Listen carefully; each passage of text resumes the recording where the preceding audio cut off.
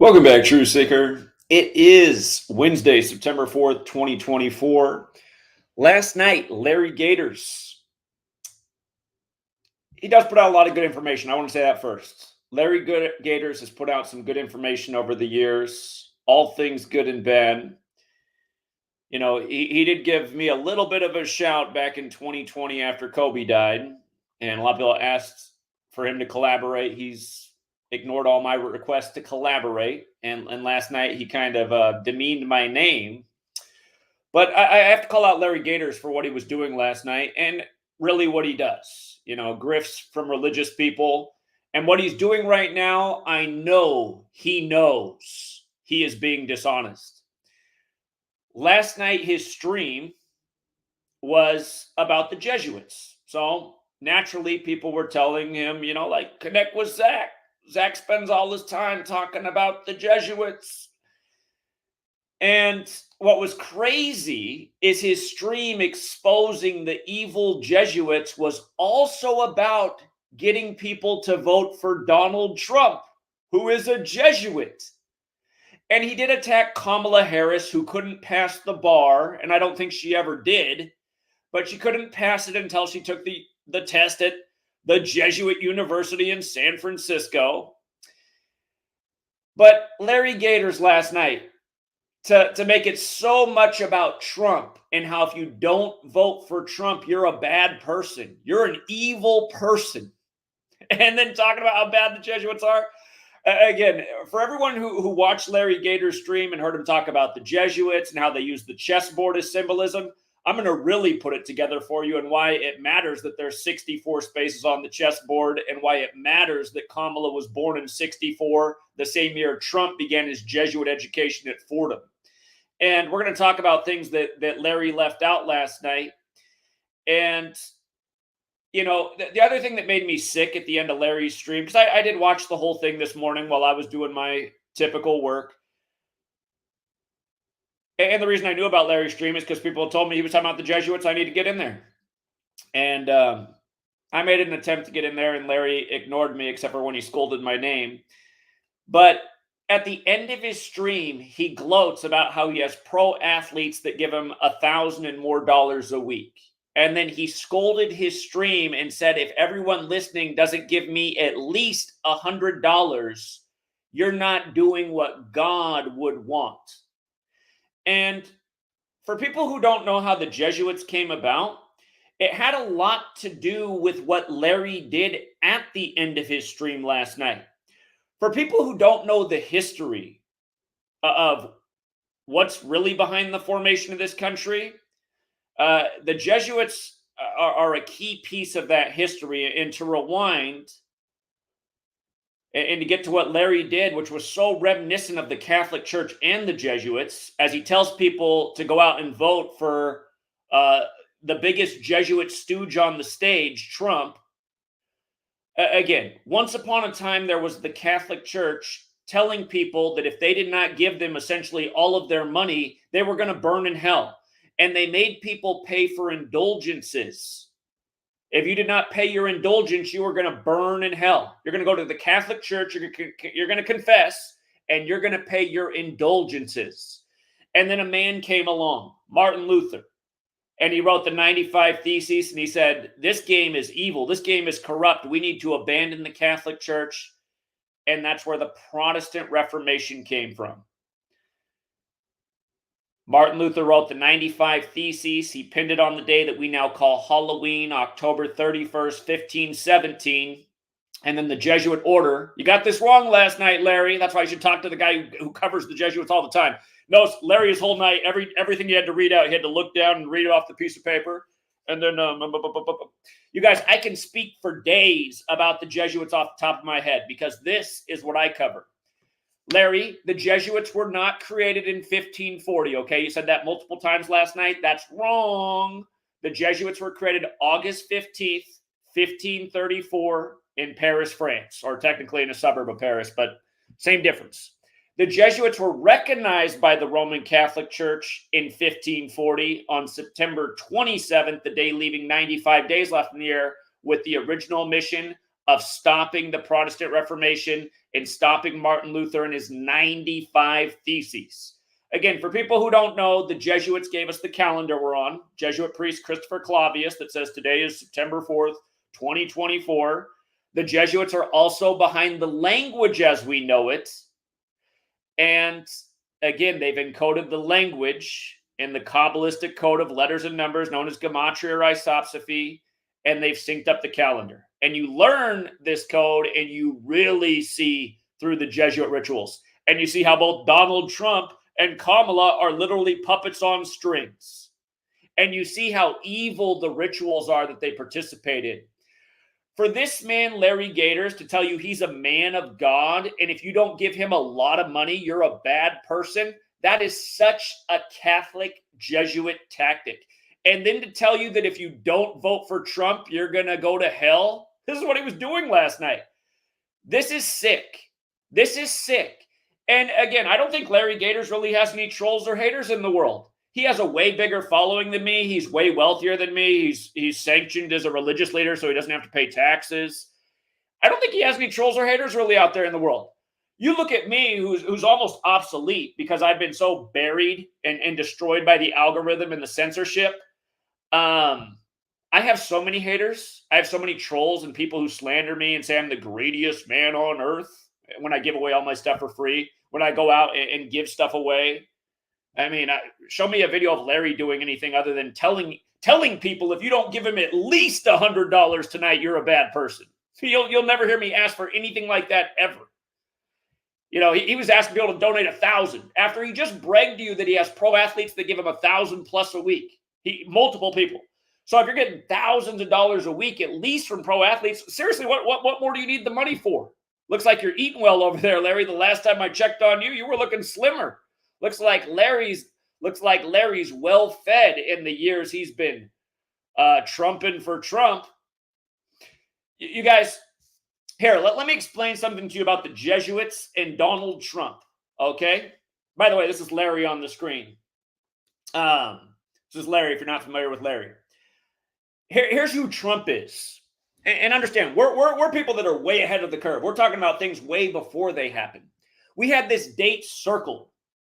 July 14th, 2022, before it came around. And then the things that unfolded that day were just evil and wicked, including the death of Trump's ex-wife. But the reason we were watching July 14th, 2022, and the build-up to this year, 2024, is because it was going to be exactly 60 weeks into the first ever Jesuit Ignatian year, which began May 20th, Cannonball Day, the day in history Ignatius Loyola was shot with a cannonball.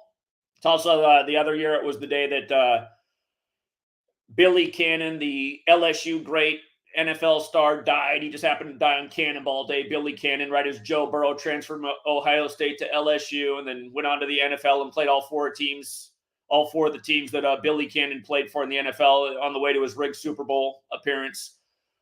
But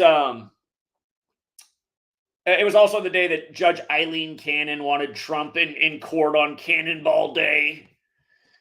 All of these Jesuit jokes that just go on day after day. So Larry was right to call out the evil Jesuits, but it almost seems like it's a sick joke when he tells you to vote for Trump, again, their biggest stooge on the world stage. It's like, you mean you have you see, Larry's into the political thing. So he was naming all the Democrat people with Jesuit connections. See, this is called playing politics. Oh, yeah, let's just ignore all the Republican Jesuit connections and just, look how bad the Democrats are. But okay, let's go back to July 14th, 2022 was exactly 60 weeks into the first ever Jesuit Ignatian year. It went more than a full calendar year. It began on the 500th anniversary of Ignatius Loyola being shot with a cannonball. And it ended on his death anniversary, July 31st of 2022. So when Trump's ex-wife fell down the stairs and died, it was near the end. And again, it was exactly 60 weeks into the first Jesuit Ignatian year. In the code of letters and numbers, Donald Trump equals 60. And it was that same day that Trump came out and said that he will be running in the election, which is the 60th U.S. presidential election. Just like how Kamala, who started her political career in the very Jesuit Bay Area, how she turned 60 this year and she started dating Willie Brown when he was 60 and she was in her 20s, and supposedly Tim Walz is 60. The Jesuits, if you want to look into their history, Larry didn't quite have it right, but if you look, when they were recognized by Rome in 1540, they were only allowed by the church, they were only sanctioned to have 60 members in their order, and it was that way for their first decade until they grew into an order of tens of thousands.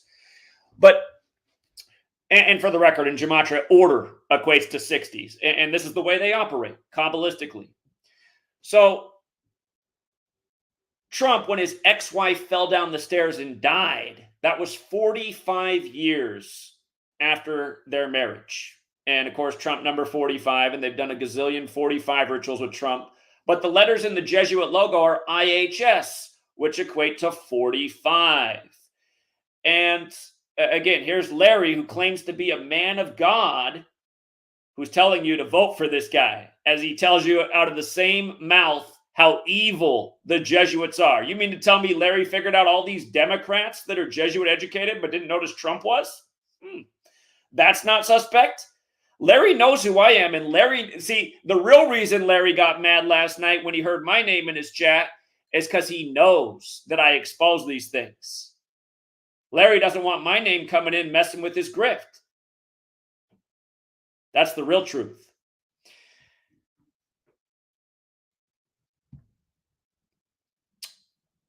You know this little ritual they just did with Trump, the supposed shooting? That was 45 days after JFK's birthday anniversary on the 195th day of the year. Robert Kennedy equates to 195. Then they became allies right after.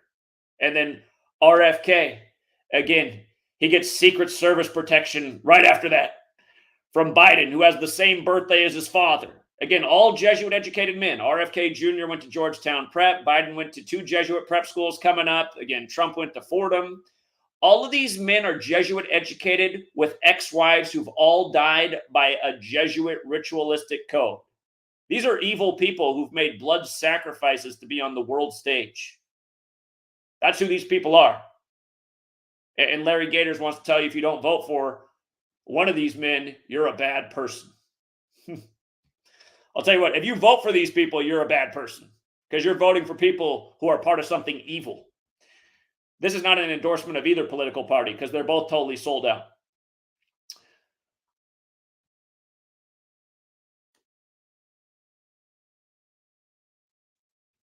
How sick it is, you guys. Revelation 13 about the beast. When Trump pumped his fist under the flag on July 13th after the hoax, again, 13th of the month, under the 13 stripes, exactly 13 weeks after the Secret Service was created on that. If you guys don't know this, the Secret Service was created the same day that Lincoln was shot, April 14th, 1865. And Lincoln did blame the American Civil War on the Jesuits. But again, exactly 13 weeks. You just think about that. And again, Revelation 13 about the beast. From the Trump scare with the oversized bandage that came out of it to the Kennedy assassination anniversary, November 22nd, JFK, that was 133 days. Like Revelation 13:3 is about the beast getting wounded in the head. You see, 13:3, 133, and this little Gematria ABC code. President equals 133, like White House, like government, like how back in 2015 when Trump took the stage for the first debate, Fox News put up on the screen, Forbes says Trump is the 133rd richest man in the nation. We said that day, we said, uh-oh, looks like they're telling you The Apprentice is going to be the president. And remember, The Apprentice is the first degree of Freemasonry, and modern Freemasonry was created by Jesuit priests. Again, Freemasonry equals 58 like secret society. Trump announced from the 58-story Trump Tower that he was running for the 58th election. And then The Apprentice, again, the first degree of Freemasonry, becomes the president. Remember, Purple Rain equals 58. Vanity died that year, the day of the 58th Grammys. Prince's girlfriend. And then Prince died, who had the song Black Donald Trump en route to Trump winning the White House. about Prince's death. Prince died 201 days before the election. Trump just buried his ex-wife on the 201st day of the year. Joe Biden gave up his wife, daughter, and son in 201 rituals. The first Jesuit pope is the first to live in suite 201 at the Vatican. Catherine the Great, who preserved the Jesuit order, did it with 201 Jesuit priests. From Martin Luther pinning the 95 Theses to the creation of the Jesuits on August 15th, 1534, get it right, Larry, it wasn't 1540, was 201 months later. From Martin Luther King Jr. getting assassinated on the 95th day of the year to the nation's first major gun control legislation was 201 days later. Again, in Gematria, the Jesuit order equates to 201, just like its founder's name, Aloysius sorry, that's Gonzaga. Ignatius of Loyola equates to 201. The first Jesuit pope, his birth name is Jorge Mario Bergoglio, which equals 201. Larry brought up Gonzaga University a lot out here in Washington State, not far from where I am, which is a Jesuit university. Aloysius de Gonzaga, who it's named after, equals 201. If you guys remember in the time of the pandemic, look at the Jesuits, guys. They control your rigged basketball, your rigged elections, your rigged sports.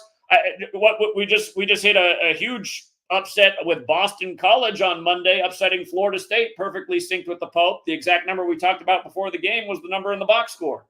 Not to mention it with the ritual sacrifice of the Boston College hockey star, Johnny Gaudreau. Again, Boston College, Jesuit University. Again, the knowledge we're putting out there actually reveals what's going on. You can understand why they're using the same numbers over and over. You can see definitively who's doing it, and we don't take political sides, you know? We don't do a presentation on the evil Jesuits and only name Democrats and say, now you must vote for Trump. I mean, you guys, these are wicked men. This is how wicked men operate. See, I'm a bishop. I'm Bishop Larry Gaiters. Bishop Larry Gaiters knows he has a flock. He knows he's got a flock of sheep following him. And that's how he knows confidently. He knows these people don't even look for information out of him. They just go to him. They just go to the bishop. The bishop is fleecing the sheep, okay? What he did last night was so wicked. So wicked. He knows Trump's a Jesuit. To ignore that, it's just, you guys, it is just sick. It is sick. Here, let me tell you how bad Trump is. There's so many different angles we can come at. Actually, hold on. I'm going to come back to that, but since he brought up Gonzaga a lot, I got to hit you with this Gonzaga piece. Again, Aloysius de Gonzaga equates to 201.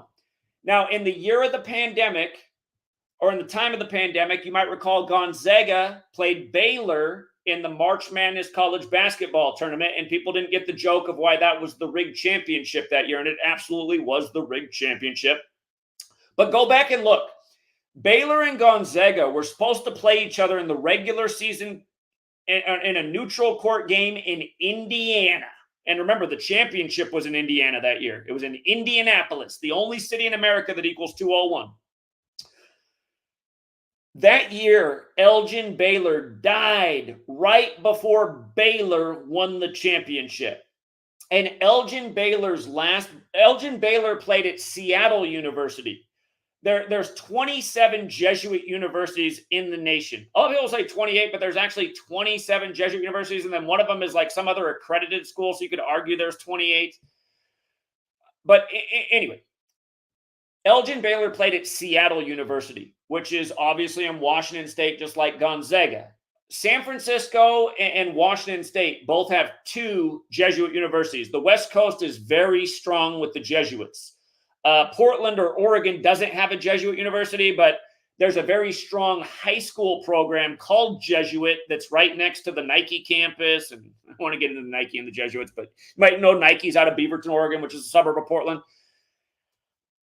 And for the record, in Gematria, Nike equals Jesuit. And the Jesuits are very into Saturn, and Nike's swoosh is a ring of Saturn, and the first Jesuit pope is born in Saturnalia, and it's a whole other topic. But just coming back to the Gonzaga, since Larry talked about him a lot last night. From Elgin Baylor's birthday to that championship game was 201 days later. And when the Baylor coach won the championship in Indianapolis, it was 201 days from his birthday as well. And he went to college in Indianapolis. But remember, Event 201, put on by the Jesuit Klaus Schwab, who's a friend of Donald Trump. We don't even want to talk about Trump at the World Economic Forum on the gloating that the world will never be the same again after his trade deal with China on the day the pandemic or the virus was confirmed in the U.S. We won't even get into that right now. But again, these are the kind of rituals that go on. And again, you follow the numbers, you start to see why the Jesuits keep coming back to these same numbers, so often connected to death and the things that they rig. Inauguration Day, since Larry's talking about the hold on. Hold on. Sorry, guys. So many things to keep straight. Aloysius de Gonzaga, you know what he died from? Look up what Aloysius de Gonzaga died from. He died from the flu. Coronavirus was coined as seasonal flu in 1968, the year of years. Very important year for a lot of reasons, from fentanyl being approved by the FDA that year, to 911 being made the national emergency dialing code, to World Trade Center construction began, to George W. Bush getting out of Yale Skull and Bones, to a host of other things. 68, this super important year. It was the year the Club of Rome was established, 3 days after the killing of MLK in a major Jesuit ritual. Remember, all of those things obviously connect to 9/11, where 2 towers became 0 before they became 1. See, Larry doesn't want to teach you about the 201 thing. There's a reason. This is what gatekeeping is. This is what being a deceiver is. This is what mocking your audience is. But yes, this is why you had this college basket. It was the first college remember, you guys, they canceled March Madness in 2020, right?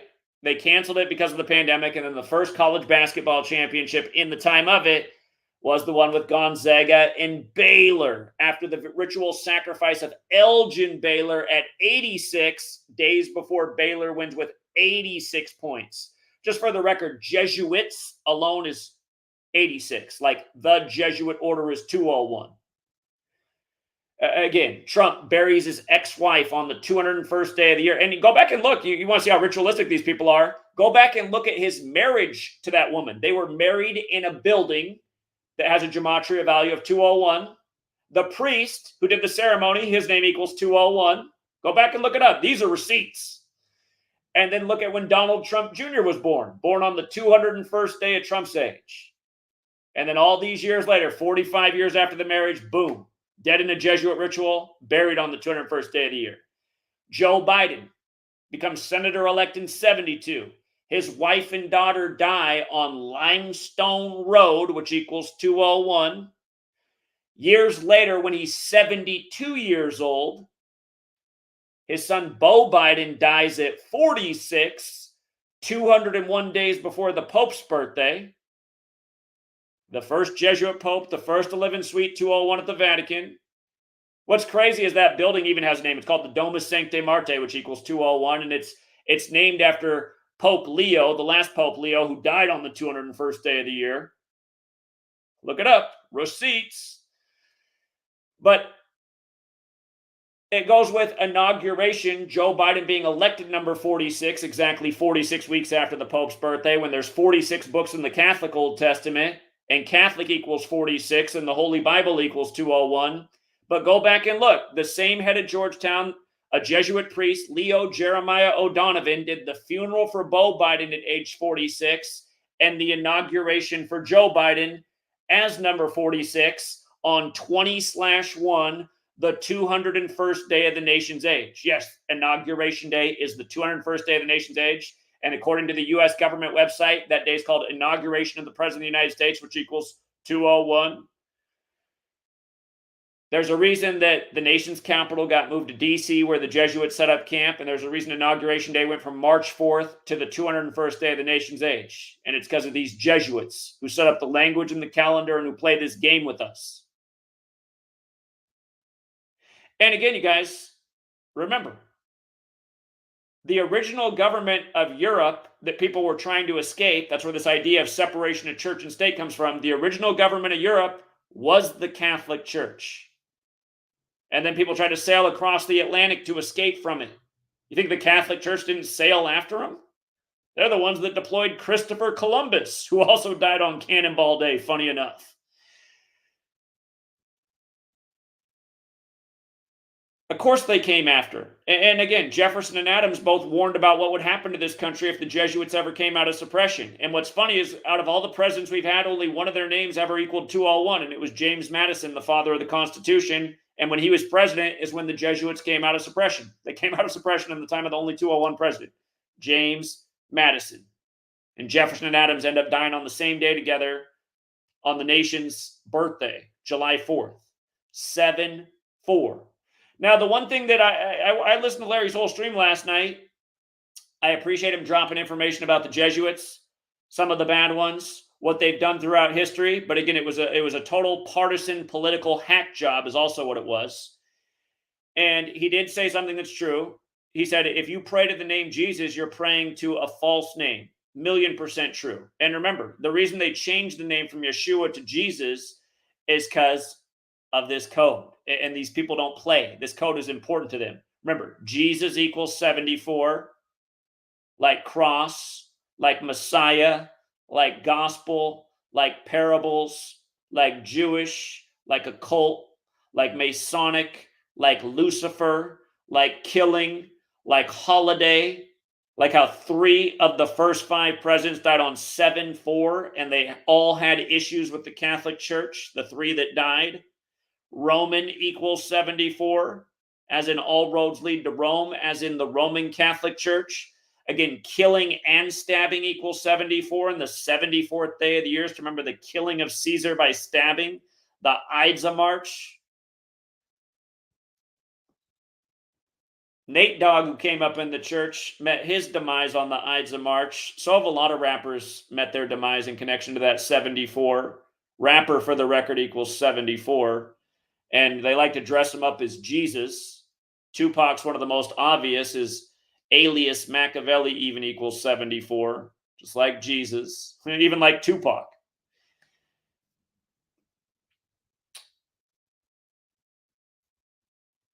But yeah, Larry, I mean, really, I can go on all day. I want to talk about the perfect Jesuit stooge, Donald Trump, and why he was inserted in the time of the Jesuit pandemic, which is exactly what it was.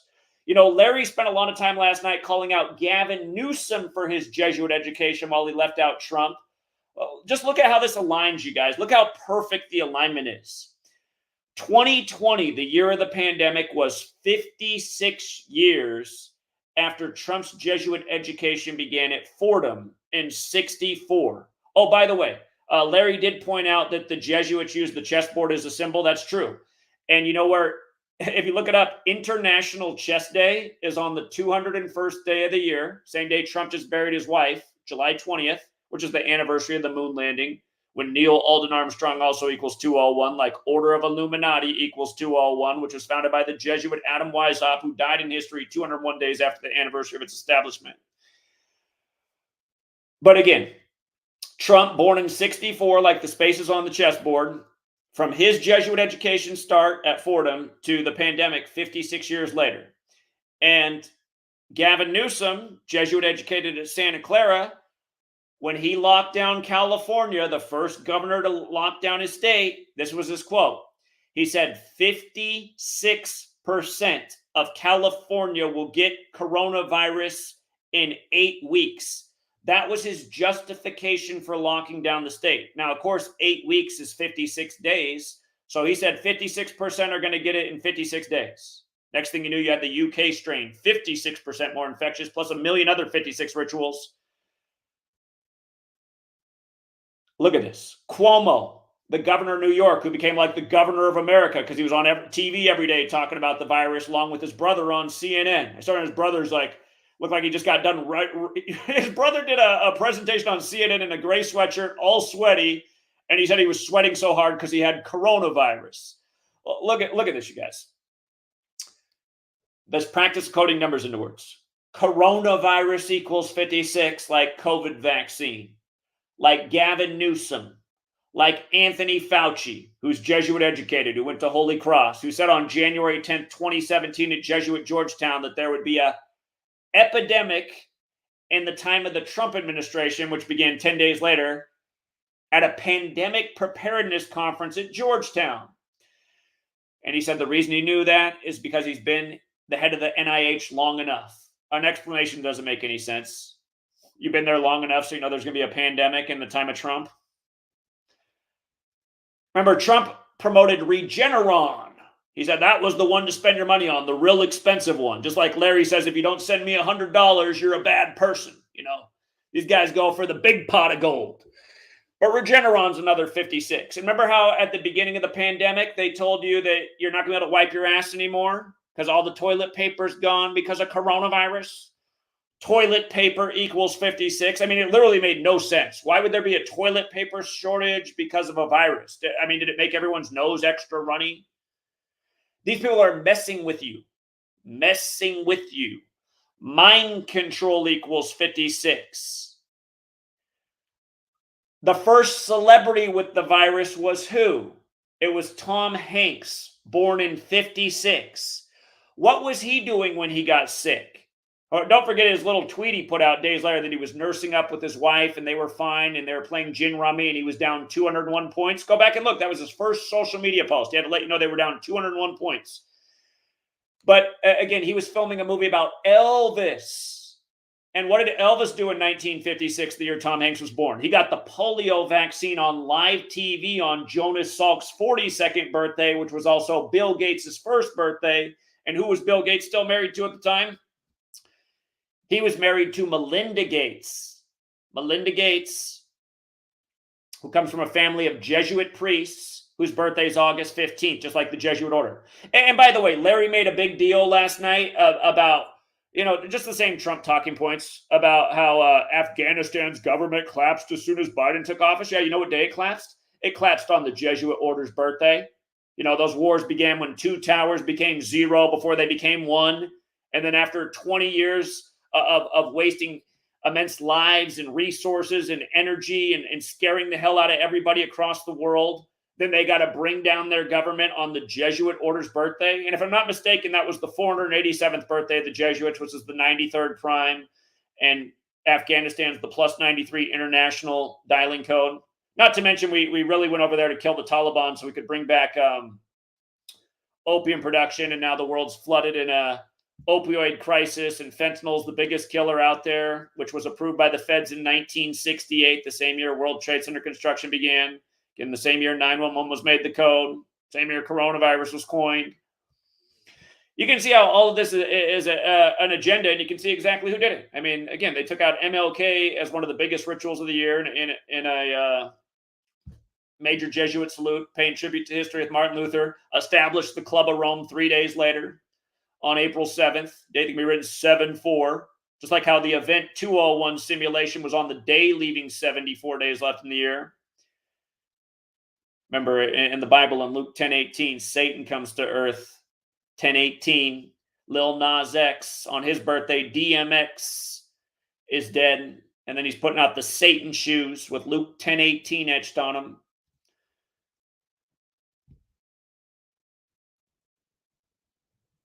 But yeah, Trump, he's their biggest puppet. If you go out, Larry Gaiters said, if you don't vote for Trump, you're going to hell. If you vote for Trump, you're ensuring, if you vote at all for any of these stooge candidates, you're ensuring that you're part of the hell that's being made purposely on earth by this cabal. You know?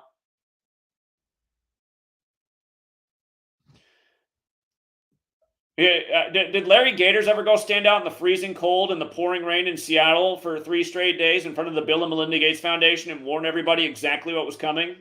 Did Larry Gaiters put out a book in the middle of 2020 explaining why they were going to wind down their bullshit pandemic as soon as the year of the tiger came around? Exactly what they did.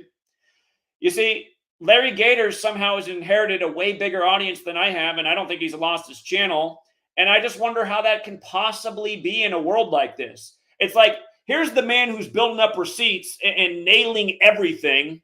And here's the fraud over here, lying to you, half-truthing it, and telling you if you don't donate at least $100 today, you're a piece of shit.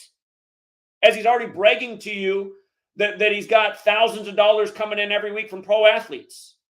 You don't think pro athletes are in the club? You don't think they're in the cabal? I don't expect any pro athletes to support us. We're exposing how corrupt the leagues are. We're helping people take advantage of these rigged leagues and put some money back in their own pockets. You know, Larry Gaiters is bragging about his connection to these athletes that are part of this satanic thing, sold their souls to be there. Speaking of satanic in 201, don't forget Church of Satan equals Society of Jesus. And don't forget Anton LaVey, their founder, died 201 days after his birthday, and also 201 days from the sitting Pope's birthday at the time, which was Pope John Paul II. And don't forget, the CIA, the words in their logo, Central Intelligence Agency, United States of America equals 201. Their motto, the work of a nation, the center of intelligence equals 201. It was established on the Pope's 201st day of his age. A lot of people know the CIA for what it really stands for, Catholics in Action. Larry, it doesn't make sense for a human being to condemn the Catholic Church and Jesuits and then operate the exact same way they do. You said at the end of your stream last night, after lying for 2.5 hours, half-truth in it, that if people don't donate at least $100 to you, they're not doing service to God. See, this is what makes me sick about religion, that people fall for this. See, what Larry's doing is Larry is riding on the coattails of Rome. He's not going against it. He's pretending to go against it. But he's doing exactly what they do. He's endorsing this evil political system. He's lying to you about it. And then he's telling you after his 2.5-hour sermon that's totally full of shit, that if you don't give him a lot of money, you're a bad person. Again, when I was out in Buffalo educating about the Jesuit ritual that went down there, Larry would like this part of my stream. If you guys don't know that Buffalo top shooting that happened on Israel's 74th birthday, hello, Synagogue of Satan. Did Larry tell you guys why there was going to be a war starting in Israel right around the time Yale turned 322 years old? Because I did the day that Netanyahu came back into power on Albert Pike's birthday, on 12/29. 1229, the 201st prime, like State of Israel equals 201. Like how David Ben-Gurion, the first prime minister, died 201 days after the anniversary of Israel's establishment. You guys remember where I was the day Netanyahu stepped down? Netanyahu stepped down from the State of Israel as the leader on the day leaving 201 days left in the year, June 13th. I remember where I was that day. I was out in Seattle educating about Event 201. Somebody sent a paid-for military member out there to drown me out with a mega speaker all day. As soon as I showed up, he let me know. He goes, anytime you speak today, you see that big-ass speaker over there? You see that setup? See that other person standing over there? We're going to drown you out all day so no one can hear what you got to say. And they did. They stayed there all day. I was there for 10 hours. They stayed all 10 hours. I tried to compete with their big speaker, but it was hard. That's what we do. We go out and pound pavement and drop real knowledge. And you know why a lot of people walk by? Because they think I'm some Larry Gaiters type telling you you're going to burn in hell if you don't do exactly what I say. It's not what I do. I go out there and share information and facts and about what the cabal really is and how they operate. And it does make some people stop and listen. And again, it also, sometimes they got some military members out there to counter what I'm doing all day. That's why we need, again, I mean, can anyone tell me what Larry's done in the last 4 years that's meaningful? I've seen him go on celebrity shows. I've seen him on Roseanne Barr. All I see anytime Larry's talking is half-truths. You want to talk about what they did with Kobe in 201?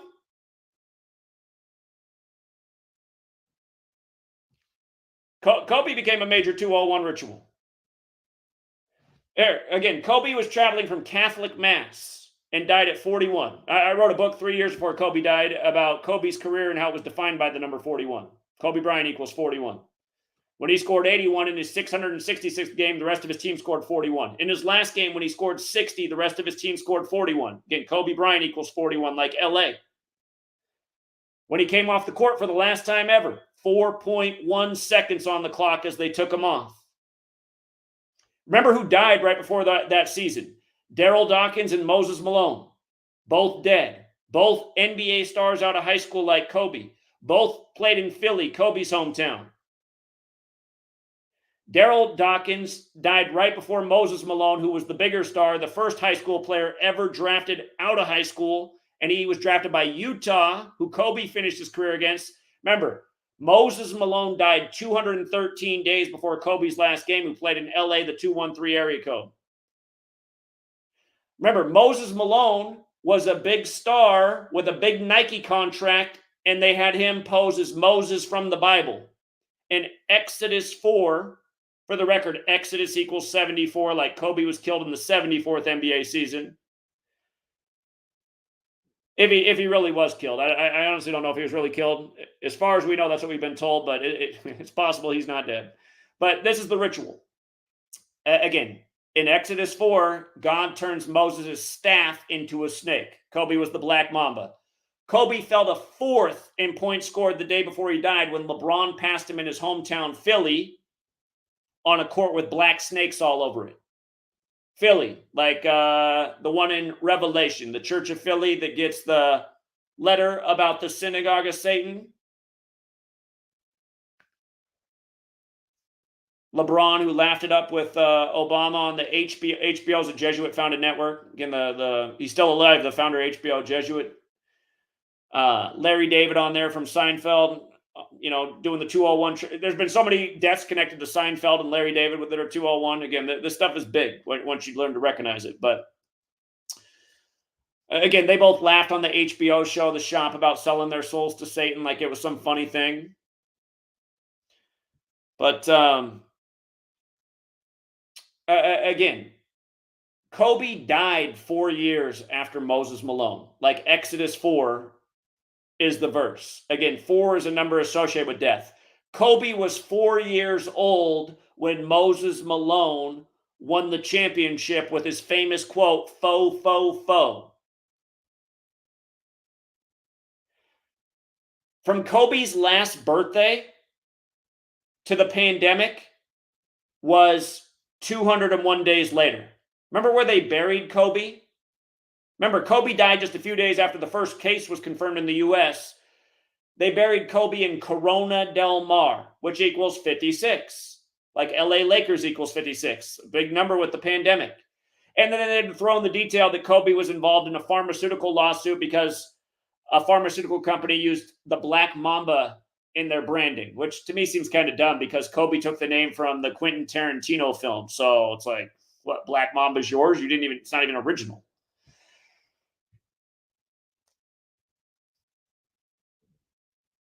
Now, remember, it wasn't just Kobe who died that year of LA championships. Remember, the Lakers would go on to win the finals that year on Father-Daughter Day, exactly 41 weeks after LeBron's birthday, when LA equals 41 and King equals 41. And last night, Larry, he did say something that I'm not sure. I'm going to look into it. He said Kobe in his crown tattoo on his shoulder, there's a Jesuit insignia in there. That might very well be true. I don't know that it is true. Kobe was raised part of his life over in Italy. But again, the king wears the crown. As we predicted 2 years before it happened, we said on the very day that LeBron went from the 17th state, Ohio, to the Lakers on the first day of the 7th month, we said, watch, he's going to win the Lakers their 17th championship in his 17th season. And that's exactly what he did in the year Kobe died. And remember, right after Kobe retired, he put out the AD shoe, the Kobe Bryant After Death shoe. Go back and look at the advertising campaign. It's wild. Kobe Bryant After Death. Who did the Lakers sign right before Kobe died? The basketball star known as AD.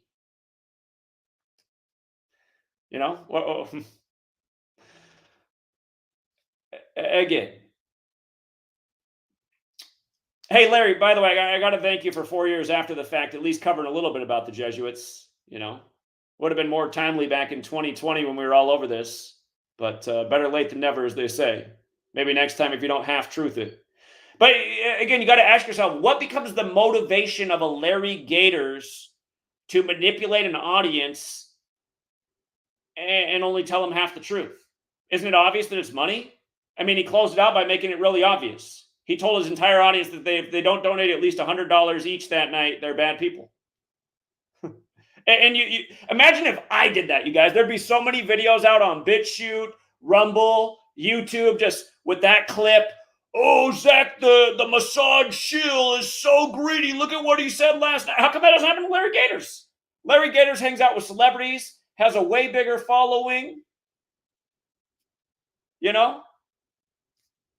Here, real quick, I should show you. Let me make sure the volume's right. I should show you what happened when my name came up last night in Larry's thing. Hold on one second. The worst part about a Mac is the sound settings always adjust, and it's super annoying. Hold on. I want you to see how Larry reacted when my name came up last night. And imagine, I've always shared everybody's name. I gave Larry Gaiters plenty of shout outs in 2020 when he briefly mentioned me. But then, see, he had to take that back once he found out I wasn't on board with his grift for Trump. Oh, no. We're going to talk more about what Trump did. Just show you, just beyond a shadow of a doubt, what a puppet this guy is.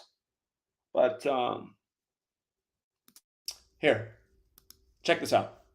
Here's Larry last night when my name came up. Watch this. Watch the anger. Have heard. Listen, we're not talking about Zachary Hubbard. You guys listen. You guys got to listen. A lot of you are new here, but we're not talking about Zachary Hubbard. We're not talking about Zachary Hubbard. He's going to put you on the path of truth. Right here. We don't compromise. Like I said, if I was a shill, I would have been pretending to be a Christian the whole time, because there's a lot of money in that. When Flat Earth came around in 2015, I would have rode that. I would have rode that ship too, because there was a lot of money in Flat Earth psyop. Big time. Trump, hey, look at Sticks and Hammer 666. A proud Satanist. Look at where his channel's gone to, becoming a Trump guy. He went from 50,000 subs to 500,000. Gloating about his wealth, all that's come in from riding the Trump train. This is what shills do. They go where the money is. Real people stay in the lane of truth. And I forget if I covered it. I should have covered it at the beginning. Larry Gaiters told you you're going to hell if you don't vote for Trump. If I didn't cover this already, let me cover it again. I should have covered it right from the beginning. Everyone go back to April 30th, 2011, the White House Correspondents' Dinner in the time of Obama. Trump was in attendance, and Obama did a little skit that night.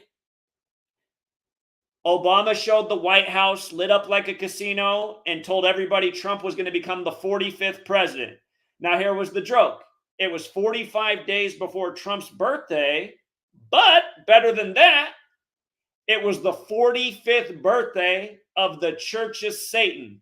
And what's the highest degree of the Church of Satan? Mega. M-A-G-A.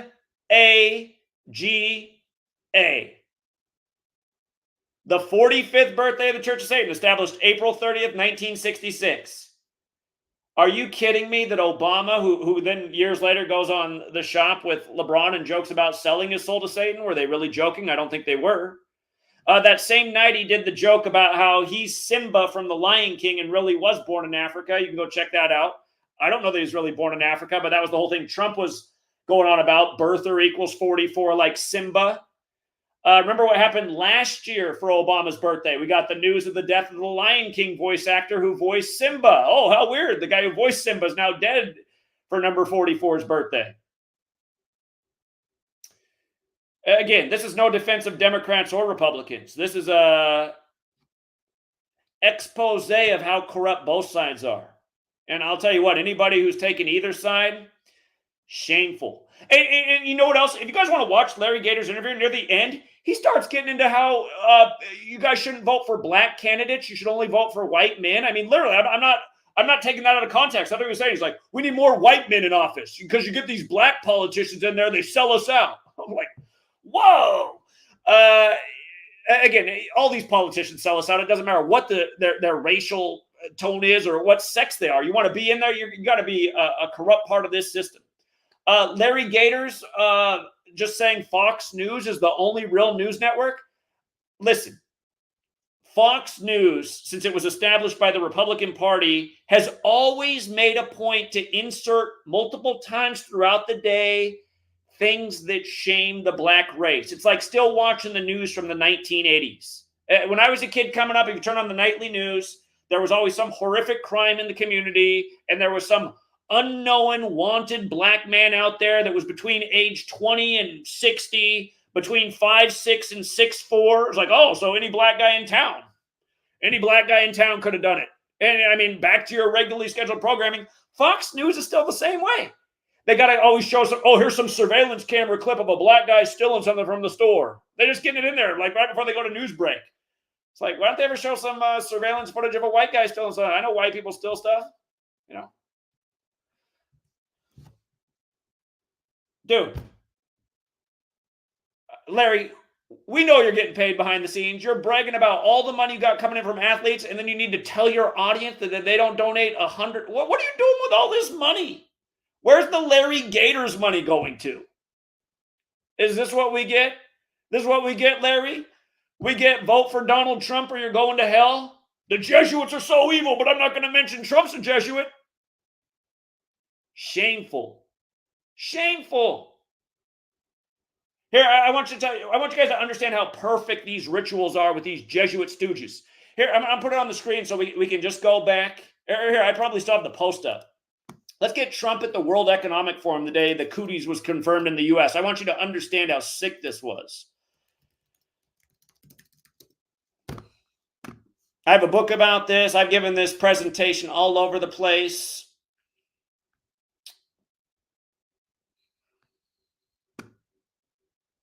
Here we go.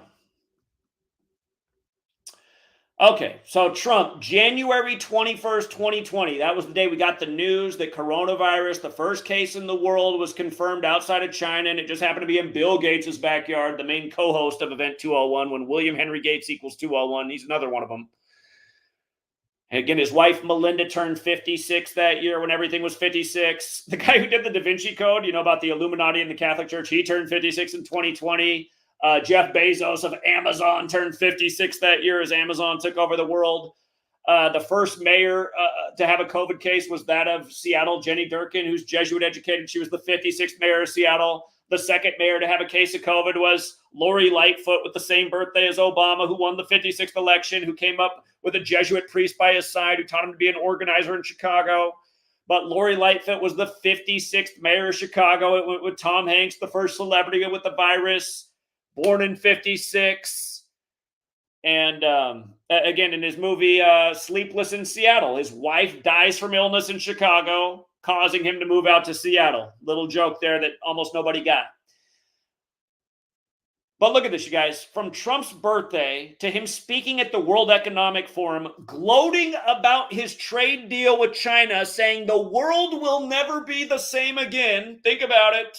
Think about it. And let's not forget that supposed lab leak theory, that lab was established in 56 in China, and it was built by the French, where the Jesuits are from. But look at this, you guys. It was the 222nd day of Trump's age, right? Look at this. That he's at the World Economic Forum as Wuhan coronavirus is confirmed in the U.S. Look. World Economic Forum 222. Wuhan coronavirus 222. New York. That's where the Event 201 simulation was. It's also where 9/11 happened, which, again, from 9/11 to the pandemic being declared was exactly 222 months later. But New York 222. And let's not forget, Trump was part of 9/11 because he was on the news that day, worried about his insurance firm. And then he threw out, some conspiratorial ideas that day. Event 201, the name of the simulation that was in New York 222. The Jesuit motto, order out of chaos. 222. Again, Larry told you last night, half-truths. So you take the half-truths. Okay, the Jesuits are big on chess. They are. Trump's Jesuit education began at Fordham. Remember, Andrew Cuomo went to Fordham, and he was the 56th governor of New York. But again, here's your Jesuit educated man in 64, like the spaces on the chessboard. You can't see how they're moving this guy around like a pawn, doing their bidding.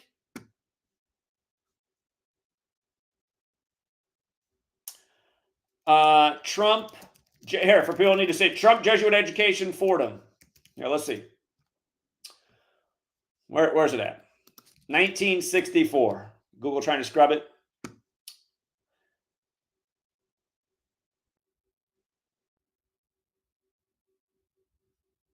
All right, Trump at Fordham in the 60s. If you look, it's 1964. What's going on here?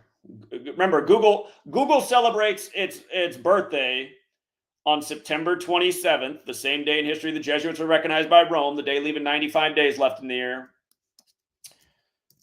Should not be this hard to come up because they know people are on their ass.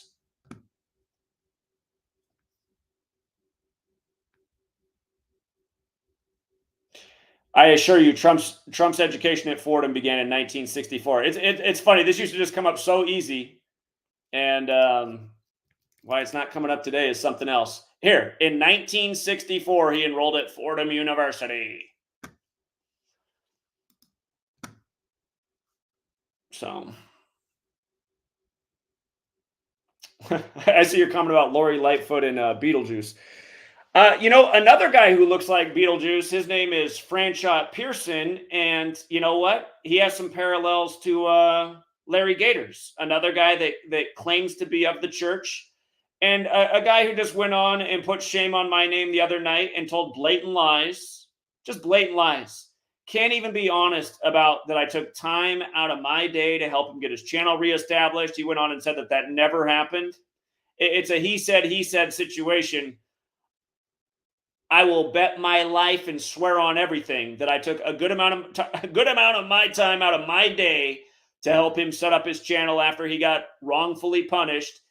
And again, him and I were going to do an interview, and then he canceled it, and then he went on to say that he won't work with people who don't have the same religious beliefs as him. And I think that's also part of the reason Larry does what he does to me. Again, these people that just want to stay in the divisive religious lanes and not work with people who have, well, I would think me and Larry have more in common, just like everybody breathing on earth. We should all have more in common. We're all being ruled over by tyrants. It doesn't matter how much money they're giving you, Larry, to do these half-truths. We don't have nothing compared to the people who rule over us. Even if you do got thousands a week rolling in from pro athletes and all the other people getting suckered into your con game, we still ain't got nothing compared.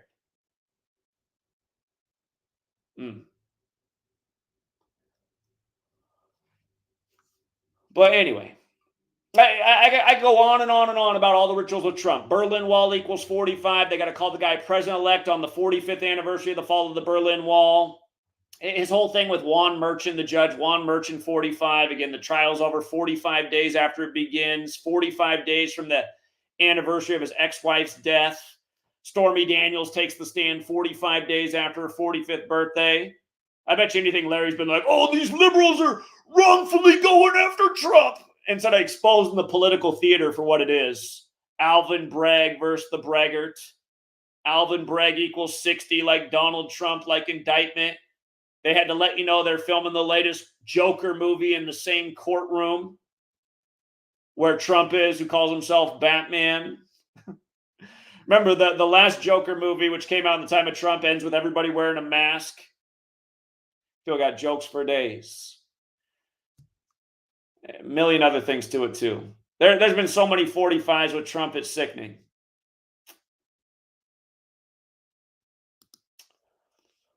All right, I was hoping that when I checked at the phone line, Larry'd be on hold and here to defend himself, but don't count on it. What all these con men count on is that the flock's not looking anywhere but in their own streams. Like, they're not going to look anywhere else. I know I got my flock of sheep, and they're just staying right here in the pasture. They're not getting any other information. They're only hearing what old Daddy Larry has to say. Holy Spirit in the chat. Hallelujah, Larry. Thank you. I never heard of the Jesuits. I'm voting Trump. Good God. Oh, my God.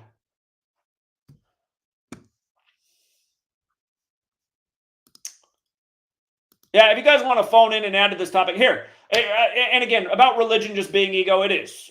Here, religion might as well just be synonymous with ego. Because that's all it is. My religion's the best. My religion's the best. All the other religions are bad. None of your religions are any good. They're all wrong. They're all me. Well, there's a lot of them. Maybe they're not all that way, but that Christian one is especially that way. You look at the average Christian. Oh, your religion is so evil and bad. Only mine is true. Mine is the only truth. And their religion's a clone of 500 other ones that came before it. But here, a guy who came into this community, if you will, and another guy who started emulating my work and copying me word for word, and then found the way to grow his channel was just to say his work was better than mine and I was a bad person. That guy is now on the grift of he's a Jesus preacher. He's hoping he's going to become Joel Osteen. And yesterday I was mowing the lawn, and while I was mowing the lawn, I wanted to hear, because he's just doing Jesus sermons now every day. I'm like, well, at least he's not like trying to grift off me. But actually, then I went in there, and then he was like comparing how Jesus is superior to anything I do. And I was just like, I'm not comparing myself to Jesus. Like, what? But, I had to leave him some comments, and then he got into the point of, nothing we do in this realm matters except for believing in our Lord and Savior and that he died on the cross for our sins. And I retorted back and I said, I think we're supposed to live like Jesus and live a life of sacrifice and do things for others and be more about helping the world and others than just so much ourselves. And then he wrote back that was wrong. The only sacrifice that has ever mattered is the one Jesus made for our sins. And to me, that just gives me an instant migraine. Okay, the most important thing we can do is believe in a story from thousands of years ago, not be righteous people. Religion, man. Again, it just from so many different angles. It's, again, regress, retard. It's literally the opposite of progress. It's about holding people down.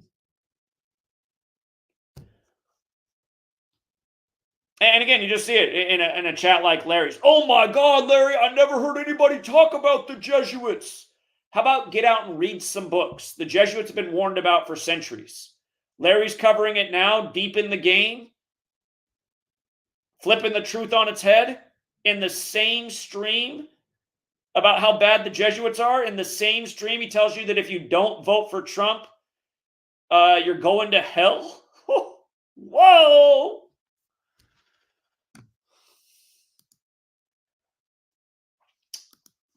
All right, so far we got nobody on hold. Maybe nobody needs to add to this conversation.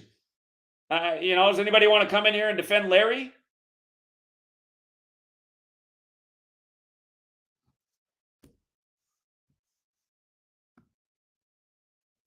No, it just makes me sick, you guys. It makes me sick to watch con men just, again, sometimes sometimes I question myself. Sometimes I'm like, man, maybe I should have came on and played the con game and then like built up the movement, because we need to have a movement. I maintain that nobody's had a more righteous message in the time I've been here. We're not half-truthing it. We're putting out undeniable truth, exposing real evil, a sick, demented system, ritual murder, things people need to know about. But we ain't got no support because almost everybody's caught up in the circus. Oh, I can't support Zach because he doesn't believe in Jesus. Why can't you respect that I believe in a creator? And like I always say, I took what was important from growing up in the church and learning about Jesus. Golden rule, being selfless, living a life of service, working on behalf of others, pursuing truth. These are the things that matter to me. Not, oh, but you don't believe in the most important one. You just got to believe in the story. What does that do for anybody? Other than like, oh, I believe in the story too. We all believe in the story. We're all going to go to the eternal happy place after life. Maybe we are. Maybe we aren't. That part's the uncertainty. That's the faith piece. This world is a certainty. It's a real thing. It's being taken in a very bad place by very bad people, and a lot of them claim to be about that Jesus guy. And it's not just Christians too. There's all kinds of religious leaders who have nothing but ill intention, and their real motive is just to serve themselves. Larry, if you're getting thousands a week from pro athletes, why do you need everybody in your stream to donate 100? And he didn't just ask for 100. He asked for people to donate 1,000. He said, you better donate at least 100. And he said, that's what God wants. What's sad is there's people that fall for that. Oh, yeah, Larry's a man of God. He speaks for God. I better get out my pocketbook right now. I don't have any money, shit, but I'm sending him at least 100 tonight. He said so. Here's my indulgences, Larry. I'm voting for Trump, too.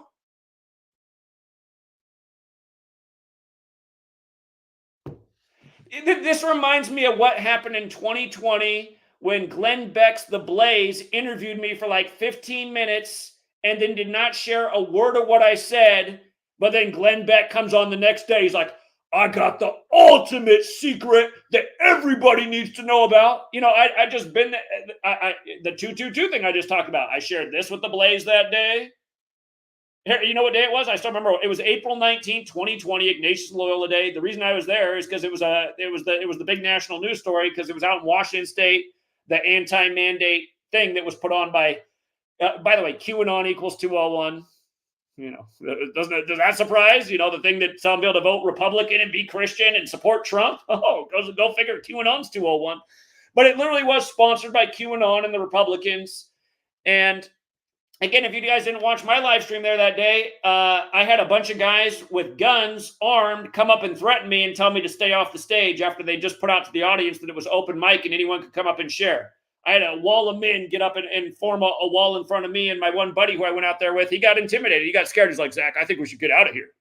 I was like, chill out, King Henry. They ain't doing nothing. They didn't let me on the stage. And the reason why is because they saw what had already happened. I was at the rally earlier just speaking from my own lungs and got a whole crowd of people to stand around and listen and be like, whoa, I got the QAnon people to stop and listen and go, wait a minute, maybe Trump isn't the guy. Because I'm not partisan. I'm not into politics. I should have been, though. I guarantee you I'd have a lot more resources behind this moment had I just ridden the coattails of what was already established and laid down. Had I just pretended to be about Jesus and Republicans and rode the flat earth wave while that was hot, man, we would have had it rolling. Trump. Isn't it so perfect how Sticks and Hammer 666, Mr. Church of Satan, has all these Trump people listening to him? I don't even think they realize, because he doesn't talk about that anymore, but that's what he used to be about. He's always had good occult knowledge, and I wonder why. Just like Mark Passio, former Satanic priest, Jesuit educated, living in Philadelphia, like the church that gets the letter about the synagogue of Satan. All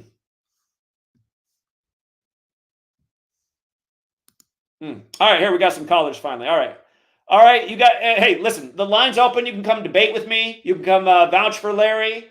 Unless you're just talking just hot BS, I'll give you the floor. So we got 240, then 360, then 917. That's, and more people can call in. But 240, lead us off. 240. Oh, 240-281. That's you. Oh yeah. I used to support him, right? Because he was telling the truth. He was the truther. He was like the speaker, and he made everybody's minds blown. And when I did my research, I'm like, whoa, this guy is going to the red carpet event. Whoop-de-doo. Then I'm kind of curious and speculating about Global Spiritual Movement. What has Global Spiritual Movement done for the so-called Black community? He don't talk about, oh, we need to build our Black community so we can come together. I never hear him talking about that. But I remember him when people ask him questions, whether I remember or not, he said, how do I get the money? That's not your business. Then when he said about the ark, I kind of got triggered. And he said these demons are so agitating and such and such. The ark started by ancient Egyptians and stuff. He's supposed to know that, but say it's so demonic, but they stole our history and made it as their own. It was a Christian ark, then it turns out to be the cross that we see in these churches. and stuff. And I remember someone in his comment section said had put some cross emojis, and he loved the comment. I'm like, whoa, stop right there. Like, I thought you know about Christianity. It's by, WF. Like you left that. And Donald Trump, I didn't say anything because I was playing along with it. And Donald Trump, there are two Donald Trumps is what I had heard. There's the good one, there's the bad one. One has the red tie, one has the blue tie. And he should know that Donald Trump has a body double. He should supposed to know that, but he advised him that Donald Trump is his God. And the Most High, I am one of the Most High's chosen ones, and so is my race. He's supposed to know that.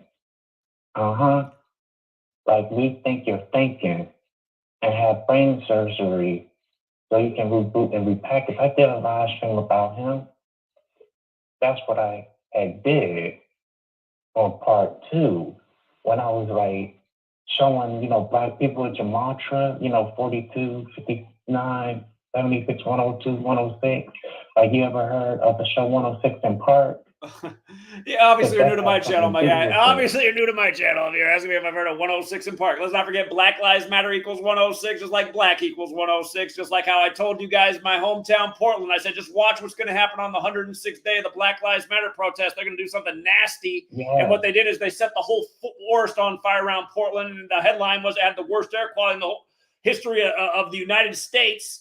And think about the motto, I can't breathe, which equals 106. You got black air all through Portland on the 106th day of the Black Lives Matter protest, which fell on September 11th or 11/9 when George Floyd equals 119. This is what these Jesuits do. They'll set the woods on fire. Absolutely. He's supposed to know that, but all of a sudden it's like, Gaiters, you're not with them. But you're part of that. Because I have a sister that told me that he was a Freemason. And like, Dad, I see why he goes to those red carpet events. And there's a picture of him wearing black and white. Duality. Yeah. Because you see the black, the black, what's it call it? It's like a black wall. It's like a wall, but it's like a poster. It's black and white triangles. That shows like the checkerboard colors and stuff. For people who don't know about Masonry, Masonry and the church are tightly connected. Again, to be a Freemason, you have to believe in God. And I'm not saying there's something wrong with that, but again, religion, Masonry, secret societies, government, all of these things fit together. And it should make sense. I mean, you watch in this nation's capital, you got a swearing on the Bible on the Masonic city and the Jesuit stronghold when the Jesuits created modern Freemasonry. This is who is controlling this world, and we're born into it, and we get indoctrinated into things, the lanes they want us in. And Larry's one of these people that's riding on these lanes right now. And he's riding this trend of, oh yeah, the Democrats are the evil ones and support the Republicans. Hello, are the Republican Party not the one that was in power when they funneled all the crack into the black communities and passed all the crazy sentencing laws? And then all of a sudden they're building buku prisons full of black men? To be like, oh, well, that was 30, 40 years ago. Listen, the guy who's running for president right now, running on mega, just like actor Ronald Reagan, who was in charge when that happened. All the parallels between these men. Donald Trump, who's on the record saying why he, as a landlord, didn't like to rent to black people, who wanted to incarcerate the young black men who were innocent, and he was already ready to sentence them to death. This is your guy that you're repping, Larry Gaiters? Again, this is no endorsement of the Democratic Party, which is bad too. But this stuff, you guys, it's just such obvious trash. And really, only super gullible people are falling for it. And again, this society cultivates gullible people who just listen to authorities and bishops because that's what's done to us from a young age, that we're supposed to succumb to the authorities and the leaders of the church. These are some of the most corrupt people everywhere you go. And what Larry Gaiters did last night is indefensible. You can't just call out Democrats that are Jesuit educated and then say if you don't vote for the biggest Jesuit pawn on the world stage, you're going to hell. That's a con man. Friend, there's other people calling on hold, but again, give us your closing thoughts, and then I got to let a few more voices get in here. Yeah, man. All right. All right, man. Appreciate the call. Thank you. No problem. All right, Take later. care. All right, let's go out to 360. And if I do rush you off and you want to call back in later, you can do that too. 360, what's up? What's up, man? Let me know if you can hear me clearly because I'm on this little Bluetooth headphone thing. Say it again. It's a little bit muffled. Yeah, I was asking if you could hear me because I'm on a Bluetooth. I can switch off of it if you can't hear me. I can hear you, but it'd probably be clear if you weren't on a Bluetooth. But if this is better for you, go ahead. I think I can make it out. I'm switching it out right now, man. So. That's better. Okay, hello? Hello? Yeah, you're good. All right, yeah, man. So I wasn't going to call in, but then I decided to whenever you started going hard on Jesus and stuff like that. And I'm not saying that there's anything bad with it. It's actually what we're supposed to be here to do.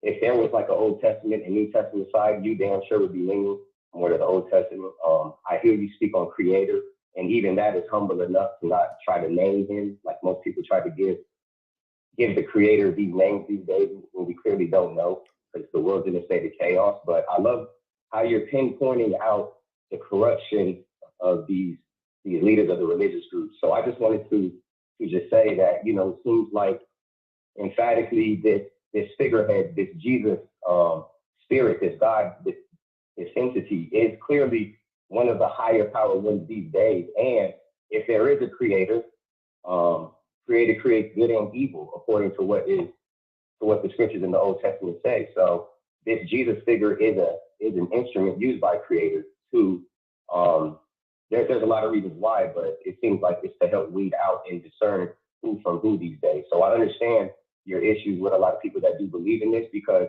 me myself being a former Christian for a long ass time, I played the drums for my church. I've seen some crazy shit happen in the church. I've seen some crazy things occur with the pastors, the leaders, even my own father that raised me who was involved heavily in the church. So I always understood there was something to it.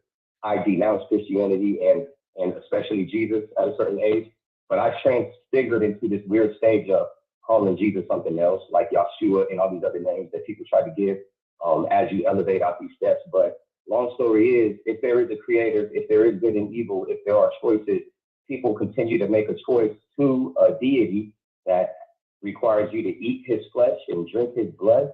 That's what it literally says in John chapter 6, verses 50 on up. This entity tells you that you'll get persecuted for your belief in him. He lets you know to cut off your mother, your father, your sister, your brother, and pursue him. He lets you know from A to Z, it's a whole contract from Matthew to Revelation on what is to come to people that drink the blood and eat the flesh. So I think that I applaud you for what you're saying, bro, because it's really hard ever hearing anybody speak in these terms. Clearly, the Gematria has been the main tool that has brought you to wisdom.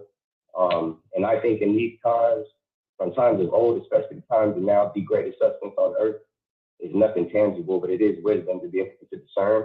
But I just wanted to come on here and just pretty much big up you on that fact, bro, because from a creator form of a view, the very laws that he said out the gate, he said, have no other gods before me. And that's recorded. That's recorded throughout every aspect of the Old Testament that Christians love to skip over. And they love to build a story, but disregard the foundation, which tells you that he created the heavens and the earth alone. Jesus tells you that he had a hand in creation. The creator tells you to love and honor your mother and father. Jesus tells you to cut them off and follow him. The creator tells you to stay away from certain foods, from certain animals that could cause death and illnesses in you. Jesus teaches you to pray over these animals. And I'm not saying here even trying to go from A to Z because this shit can get long, but I'm just saying I applaud you for that, bro. And I also would implore you to continue leaning on everything that you are, especially when it comes to smashing on and stepping on this idol worship, because that's literally what it is. Jesus is clearly the strongest entity right now. We're in a time, shit's building up, man, and it seems like more and more people are falling for the trap, but there's also a good plethora number of people falling away from it. So this is also trying to plant seeds in people so that just resonates, to stop drinking the blood, stop eating the flesh, stop doing the pagan ritual human sacrifice that extends all the way from damn Serapis on down, man. Like, this is an ongoing ritual. And Creator even told you, don't deal with no blood, don't deal with blood rituals. He told you that, or not him specifically, but through certain sets of people inspired, it seems to be more plausible than the whole Jesus mythos. But it seems like there was a set code of people and laws in the land that was meant to uphold and gatekeep certain laws. And one of the most important ones was put no other deity before me. Stop allowing other people to take my place. And people do this on a heavy scale. So I see what you're saying with this minister, reverend, bishop, whatever.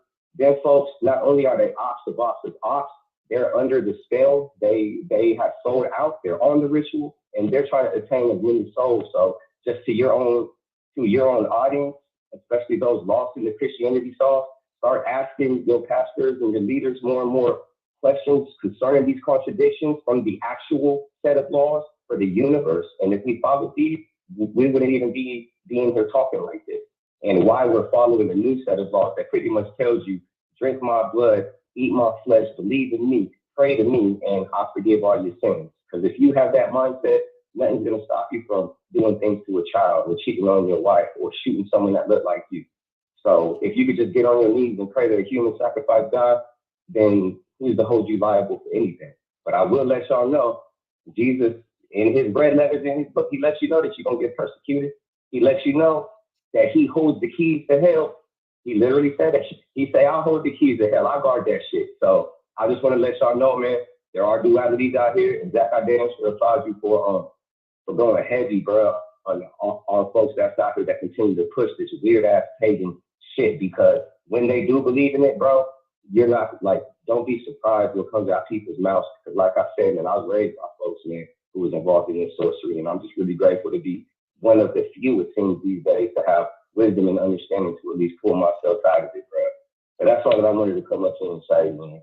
Shit, bro, you've been going hard on it. Well, I appreciate the call, and something we have in common is when I was a child, before I'd essentially left the faith, if you will, the thing that never sat right with me, and I very rarely ever did it, my mom would kind of like nudge me, like, you need to do it. I didn't want to do communion because I thought it was weird. I didn't like going up there and telling, this is the body of Christ shed for you, drink that. This is the this is the blood of Christ, or I guess body, eat, blood, drink. I was like, why am I eating somebody's body and drinking their blood? That doesn't seem right to me. It always felt creepy to me as a child. And that was one of the first things that I think was like the beginning of the unwinding of me being like, I don't think this religion is true. I think we're in some kind of cult.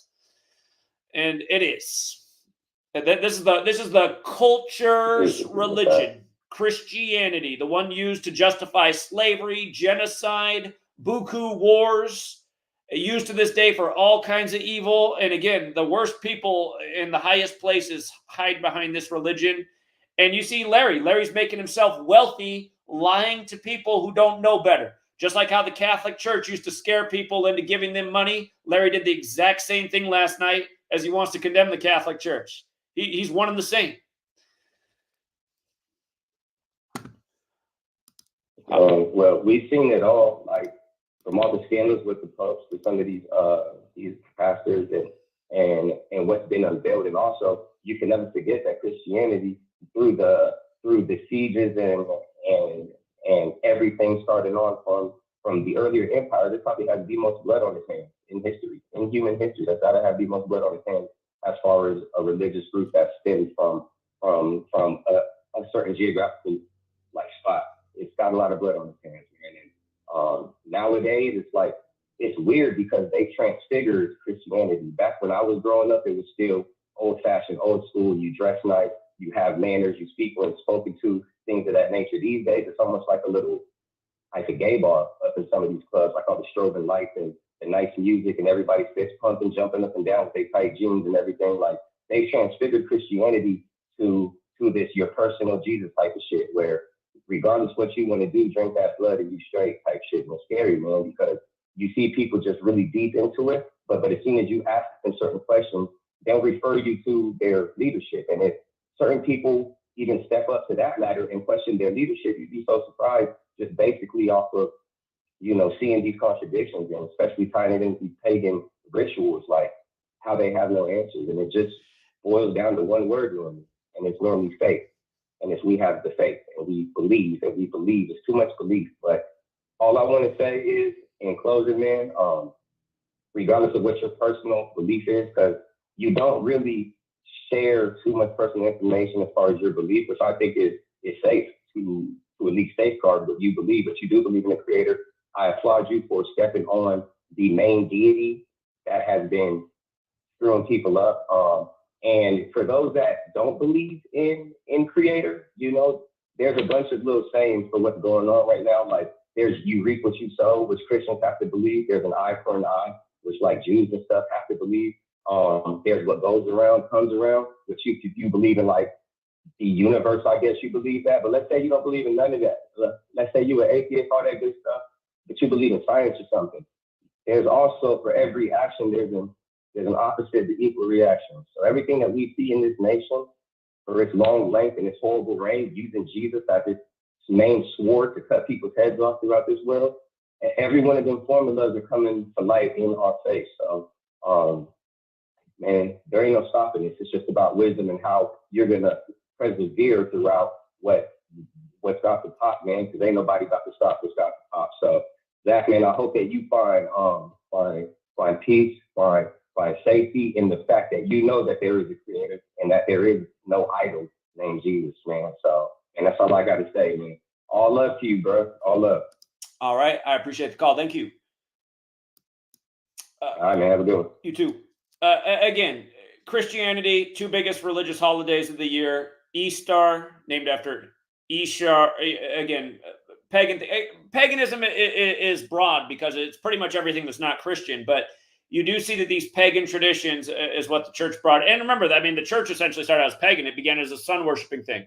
Remember, the Catholic Church began worshiping the sun on 1225 in the year 274 AD. The Jesuit motto, Isus Somnum Salvator, equals 274. They began celebrating Jesus' birthday on 1225 in the year 320 AD. Roman Catholic Church equals 320. That's 46 years later. Catholic 46. Again, 46 books in the Catholic Old Testament. The New Testament is based on the Old Testament. Jesus from Judea. He's the Jewish Messiah return. Remember, George Floyd, who has the physical description more like Jesus, they pulled him out of a Mercedes-Benz ML 320 and killed him in front of Police Cruiser 320 at age 46. And then they set off a big, massive Jesuit protest across the nation. And then they tore down the only Masonic statue in D.C. of Albert Pike, the Confederate war general. 201 days before January 6th, before the Confederate flag flew. And then the media compared that protest to the Black Lives Matter protest and the police president, blah, blah, blah, blah.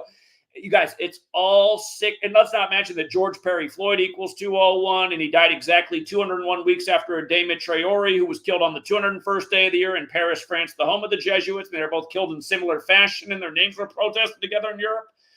Again, Jesuits, Catholic. Hey, let's also not forget this. We got the story of George Floyd's second grade teacher, Waynel Sexton, like anal sex. George Floyd was killed on the 225th day of his age. The day after his death, the Church of Minnesota, the Catholic Church, settled for $22.5 million for the sexual abuse of children. And then Derek Chauvin got 22 and a half years in prison. 225 has a relationship to the number 2025. It's a lot to explain.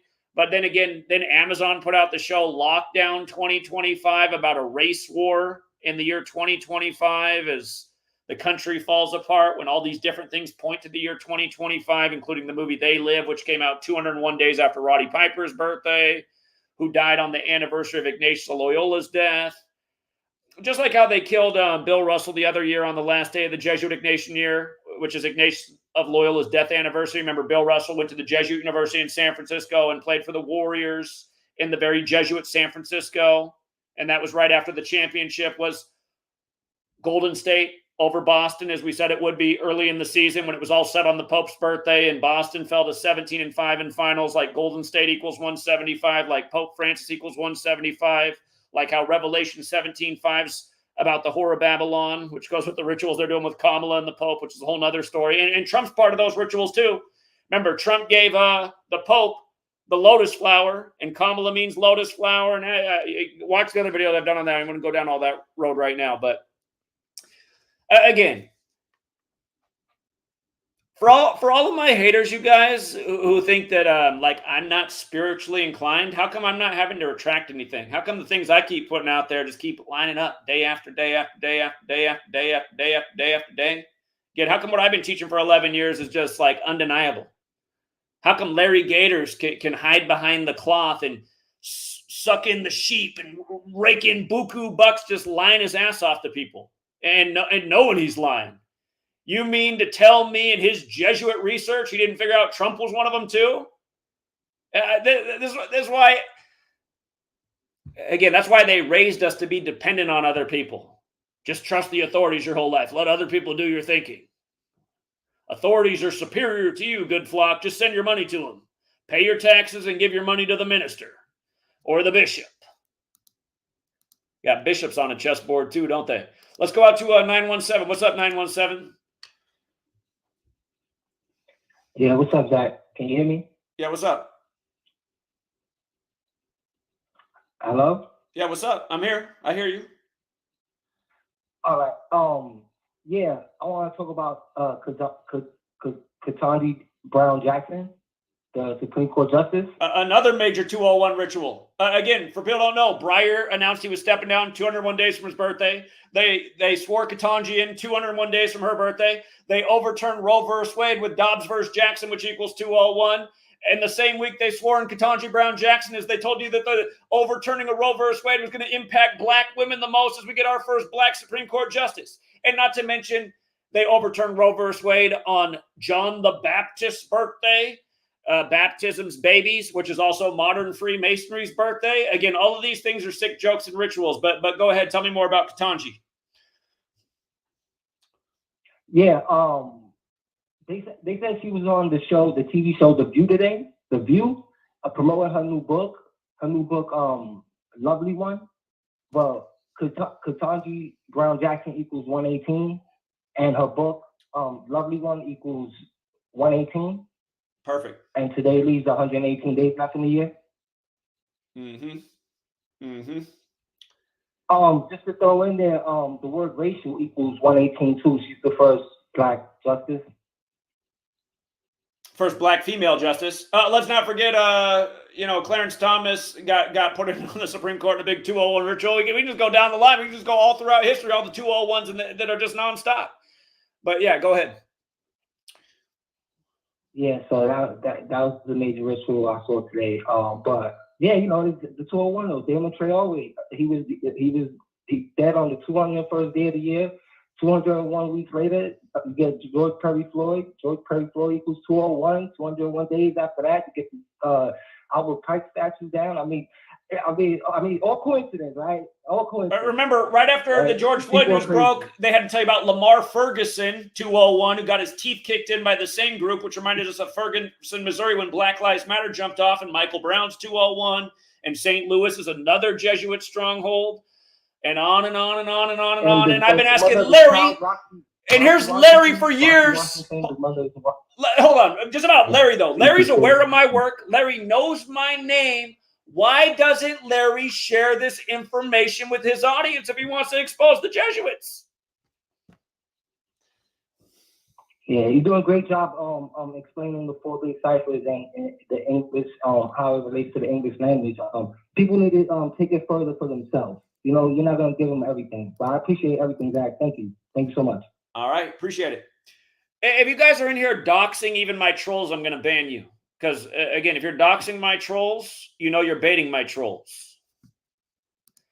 All right, let's go out to 213. What's up, 213? What's up, Zach? Yeah, what's going on? How you doing, man? Listen, I called you. I contacted you on the last show, too, man. about the health, man. Hold on, friend, I'm having trouble hearing you. The signal's fading in and out. Is there a stronger place you can go to? Are you on a Bluetooth? Let me see, bro. Can you hear me? It's better. Let me see. Okay, hello? Let's try it.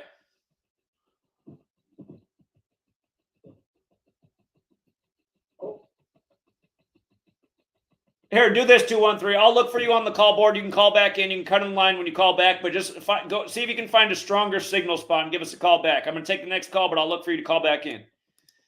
Let's go out to 563. What's up, 563?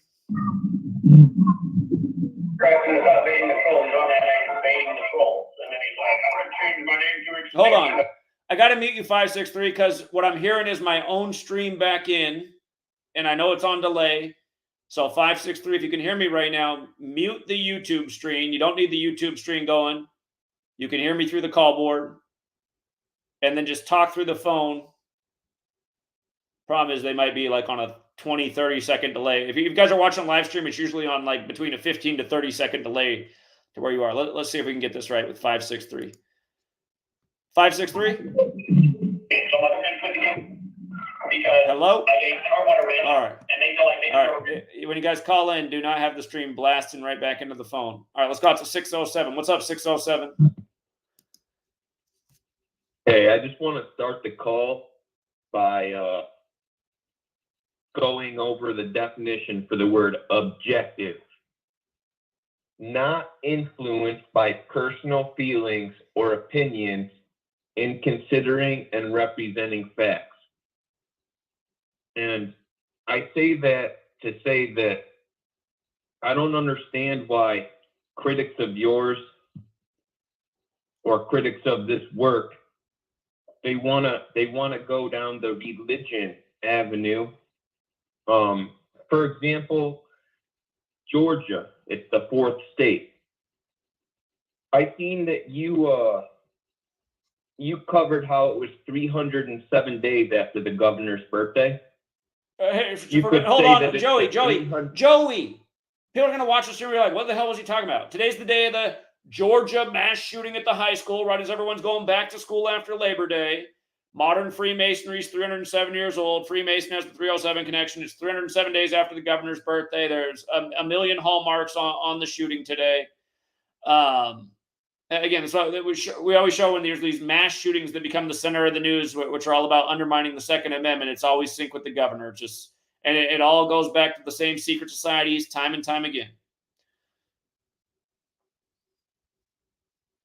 Right. And you could say it's the 308th day of the governor's age. And 308 days is exactly 44 weeks. Yep. Georgia 44, shooting 44, Wednesday 44. Dabu Sweeney just got his 44th loss versus Georgia in the big football game over the weekend. Yeah, exactly. That's a good point. Nice. So I just don't understand the disconnect between anybody that has any criticism of this work. I'm not understanding the disconnect from all the haters. I mean, just showing with objective evidence what's going on day in and day out, and people want to say they want to just bring religion into it. Just stop with the religion. It's irrelevant to, well, I wouldn't say irrelevant, but in a way irrelevant to what we're talking about, because we're only bringing objective facts here and just backing up our fucking points day after day. Well, again, the reality is, Joey, here's the funny thing, you guys. If I stopped doing this and reinvented myself and kept my face anonymous and used some voice modulators no one recommended, and my whole channel was about Trump and Christianity and voting Republican, I guarantee you I could get way more funding for my channel and give me a month or two to surpass what I've been able to accomplish in over a decade. Because if you just travel in the lanes that have already been built, again, I used to like Jim Hightower, the author, and he'd say even a dead fish can, or what would he say? Even a dead fish can flow oh God, how did I've been so long that I read scroll, but he's making the point how a dead fish will just flow in the stream or the river that already exists. It'll just go right with it. You just flow with what's already going. You try to go against that stream, it's a very challenging thing to do, and that's essentially what we're doing. We're going against the stream, trying to get people on a correct path, and you see how hard it is.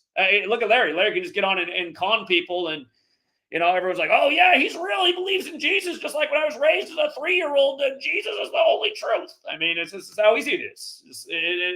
The con game's been set up, and people who want to play in that con game, it's just jump in the ring and you'll likely benefit. So yeah, and of course the high school in Georgia where the shooting was at 940, the address 940, and here we are. Joey, I did this in the last year. I don't need to call Joey. Like sometimes I think you're a troll too. I don't need you to call back in and give me the stream that I just did before this. I mean, it's just like, what in the world? I mean, I just did it. Well, to be fair, you didn't cover the 44 weeks in your video. Okay, he's right. I didn't, but it's just like, okay, this.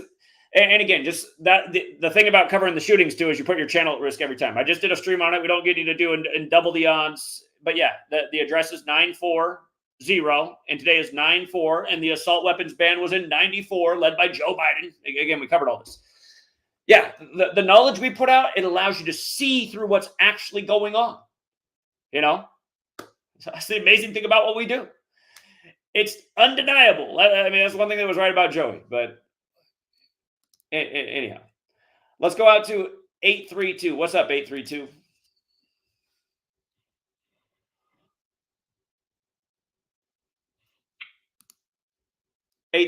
Oh, it's me. Hello. 832. You're on.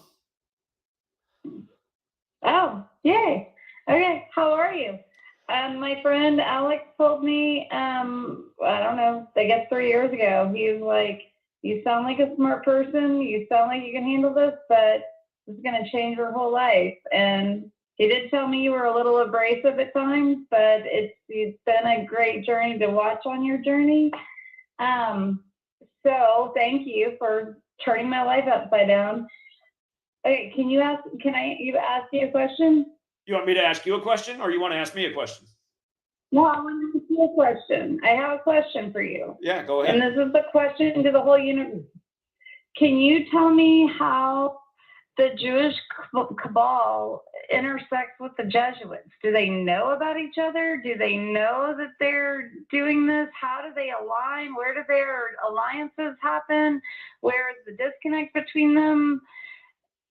Because I'm approaching this from a very Jesus-centric thing, because I absolutely believe that Jesus is coming back sooner rather than later. And that's one reason I found your stuff very compelling, because like what you just said, you were like, if my spirit, like how you just said, you get people accuse you of not being spiritually led, and you're like, I'm still standing on this hill I'm willing to die on, and as opposed to these Christian nationalists. So my question is, how does the Jewish Kabbalism, the mysticism, and the Jesuits, can you tell me that where they intersect? Yeah, I actually cover this a lot. So, first of all, Judaism and Christianity go hand in hand, because the New Testament is based on the Old Testament, and Jesus is from Judea, and he is the Jewish Messiah returned. But the disconnect between Christianity and Judaism is that people who are still, more of the traditional Jewish faith, they say, well, he was a fraud. He was an imposter. He wasn't the real Messiah. That's why Rome crucified him.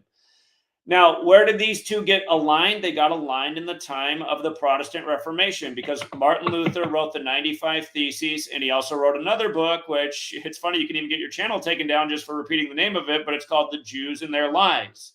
So in the time of the Protestant Reformation, which targeted Catholicism and Judaism in Europe, again, Martin Luther explained that there can be no decent society with Jews in it. And not everyone's going to agree with that, but you see where the arguments come from. I mean, look at who runs like the porn industry today. Jews mostly do. Hollywood, which is very indecent in a lot of ways, is mostly, controlled by Jews. I understand. You can't blame, it's wrong to blame all religious groups for anything, but Martin Luther targeted Catholicism and Judaism. So this is where the alliance came together. Again, several of the original Jesuit members were Jews who converted to Catholicism, including the second superior general Diego Lainez. Some people think Ignatius Loyola was a Jew too who converted to Catholicism. It's not known for sure if that's true or not. But again, in that time period, there were many Jews who did convert to Catholicism and joined up with the more powerful Catholic Church. So that's the historical alliance. And then everyone knows about the Rothschild family. Again, the one whose name's on the Balfour Declaration died in a big 201 ritual. This year you saw the Rothschild banker get smoked at 87, perfectly synced with the Pope's 87th birthday. And again, not only did his name equal 87, so did the name of his bank, just like the Catholic Church. And remember, Rothschild means red shield. And who had red shields? Oh, Roman soldiers. Red crosses on the Templar shields as well. So again, a lot of people think Jews run banking. The original bankers of the world were the Templars. So yeah, there might be a lot of Jews in banking today, but modern day banking is a Catholic creation. And let's not forget the Vatican's an independent city-state that has its own central bank, thanks to Mussolini, Jesuit educated. But yeah, that's how it came together. Maybe so maybe so a lot of people, the John Tracek, who I follow, do you follow him on Facebook? He approaches this from Jesus coming back and from the weather perspective. But this is what I'm wondering. So Rome never died. This has always been about controlling the quote believing. The Jews rejected Jesus, and that's what happened with the spiritual Jews. They were not but the political piece of it is what all these fundamentalist white nationalists are saying. Oh, we support Zion. We support Zion. You're saying that's not Israel, Jacob's Israel from the Bible. That is a politically. Are you saying that that's a Jesuit? That's what I think you've said. That's a Jesuit invention. Is political Zionism is a Jesuit invention? Well, that's debatable. But the Jesuits have a lot to do with the Zionist state of Israel and how it came about. Let's not forget Hitler, who modeled his order after the Jesuits. Not to mention Adolphus Hitler, the name on his birth certificate equals 201. But Hitler set up the agreement with the Jews in 1933, and 60,000 German Jews went and started what became eventually Israel. So that, again, in Ashkenazi Jews, I mean, the word Nazi is right in there. I know. And like, So here's this is like, so then I follow this Donnie Darkened guy who's now trained this Donnie Discern, because it's like, this is the piece I'm asking you, the tumble up piece I'm not getting, because he said what's exposing, like right now, what you're saying, they're exposing the non-believing Jews as being involved in the banking and the pornography, but then that will flip to the dawn of the Aquarius, like the new age, like fake peace that will then usher in the Antichrist, who is most likely, I guess what these people are saying is Trump, and then with Elon Musk being the false prophet. But in Texas being the like mystery Babylon, that's my own theory, because I'm in Houston, Texas. That's where I am. But can you tell me that how it flips? Because that's like, I guess, a 3.5 year, and I know that would have to be you being in the mindset that the Bible is true and this is all unfolding as it is said, because how is it going to flip to people saying the MAGA, and you've talked about this a bunch, how that's the highest level of satanic sorcery. So is this just this easy that people have just been deceived? Well, obviously people have been deceived. Again, I mean, just look at Judaism and Christianity as part of one greater whole. Again, these are related religions. And it's the people that are the top of these religious institutions that want to have power and influence over others, just like government. I mean, they're all part of one thing is the way I see it. And, you know, the other stuff about Elon Musk playing the part of Elon Musk is a total Jesuit puppet. Again, if people don't know, Elon Musk was declared the richest man in the world for the first time ever, passing Jeff Bezos on January 7th, 2021, which was the 78th death anniversary of Tesla, the real one, who wanted people to have free energy, not expensive electric cars. And Tesla equals 78, like Jesuit. But again, I mean, So are all these people Jesuit puppets? Are there any, like, okay, so is the Elon Musk, because that's my other theory, which is learning from you, that energy is supposed to be free. So is that really why they killed Tesla, the real Tesla? Well, again, I mean, I don't have the answer to every question, okay? But just look at all the stuff that you can't. I want you to be able to answer every question. I've been following you obsessively for Okay, 3 hold on. years. I just want to connect a point here. I called you today. I want to connect a point here about Tesla, though, and Trump, who a lot of people see as these white hats, and the rich guys who are going to save the world when they're not. They're both Jesuit stooges. Remember, the man who did the audit for Tesla's apartment for the FBI was Trump's uncle. A lot of people think Trump's some kind of outsider. Look how many family members he's had that work for the federal government, including his sister who just died, who was a lawyer for Reagan. And remember, she died and his brother just died on the Jesuit order's birthday, August 15th, not that long ago. But again, these are all characters and actors in the world stage. I don't get caught up on, is this the actual Antichrist? Like, to me, listen, the Bible as we know it has been mistranslated. The books that we have are the product of what the Catholic Church gave us. They use the thing like they're a football coach and it's a playbook. And again, I'm over here saying, can we just get over the religion thing? Can we not see how it's used by the powers that shouldn't be to control and influence people? You have so many people who are so caught up in the scripture, and they see the things that are unfolding, and they see the parallels of scripture, and they're like, see, this is proof it's true. Things are unfolding just like it was written. It's like, is that why they're unfolding this way? Or is it because that we were given these stories, mass printed by the same authorities who are ruling over us today and are using this to keep people right in those lanes? How many Christians right now are just so excited to see the destruction of the world so that they can have their ego fulfilled? Like, see, my religion's the most true. Again, this is my message over here. Do you understand where I'm coming from?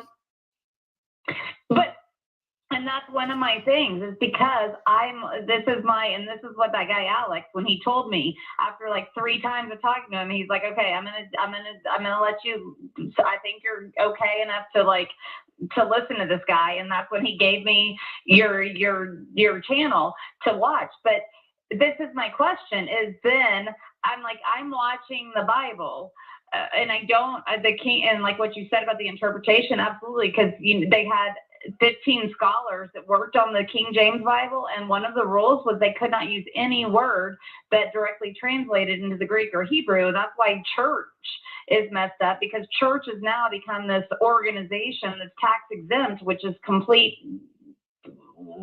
nonsense and that bad word.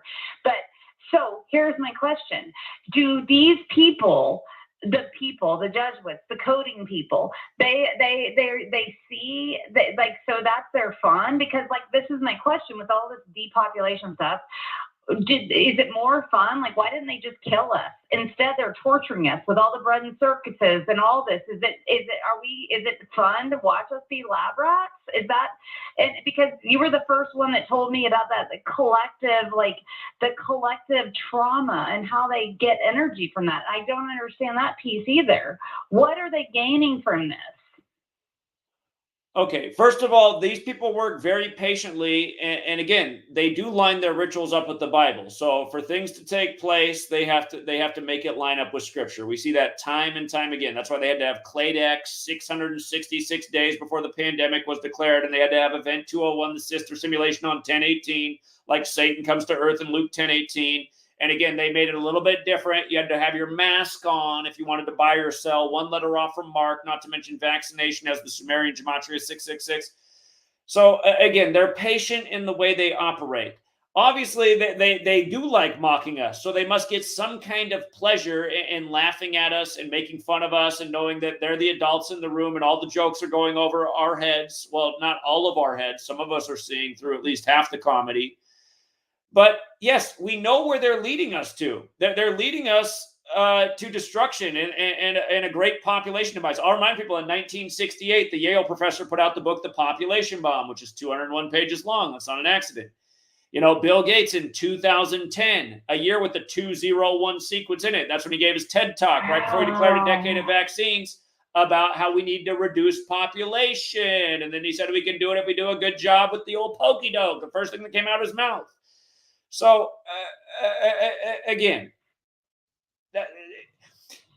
the point of my work. That 1018, because Go ahead.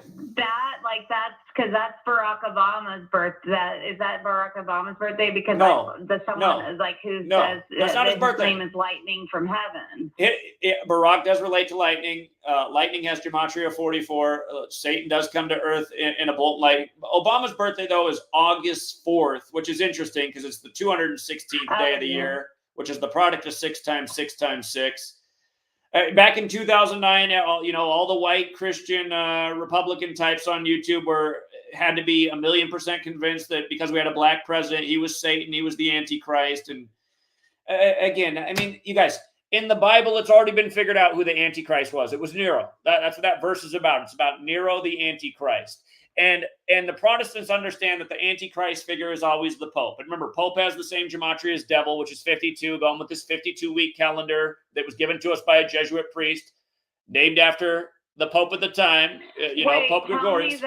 Tell me what you just said about how the Christians always know that the Pope, the figure of the Pope. So you think that Pope Francis, is that what, I don't want to put words in your mouth. Are you saying you think Pope Francis is the Antichrist figure? That's the Protestant teaching. I'm not caught up in all this. That's the Protestant teaching, that the Pope is always the Antichrist figure. So again, when everyone's trying to name everybody but the Pope, when everybody's trying to name everybody but the Pope, I mean, the most established spiritual Christian thing is that the Pope is the Antichrist figure. So when you're trying to name a black president or Elon Musk, I mean, this is your own conspiracy speculation, just trying to go on what's trending as far as I'm concerned. But again, to me, all of this stuff is caught up in this religious world. I'm not a religious person. I do think there's a creator. I think creator, he gave us the world to live in, and he gave us our minds to think. And again, creator gave us all things, good and evil. And it seems that greed and selfishness is such a powerful thing. People will I think the reason the cabal rules is because they're willing to go beyond most of our moral boundaries to do whatever they need to do to be in control. They will lie, cheat, steal, and kill.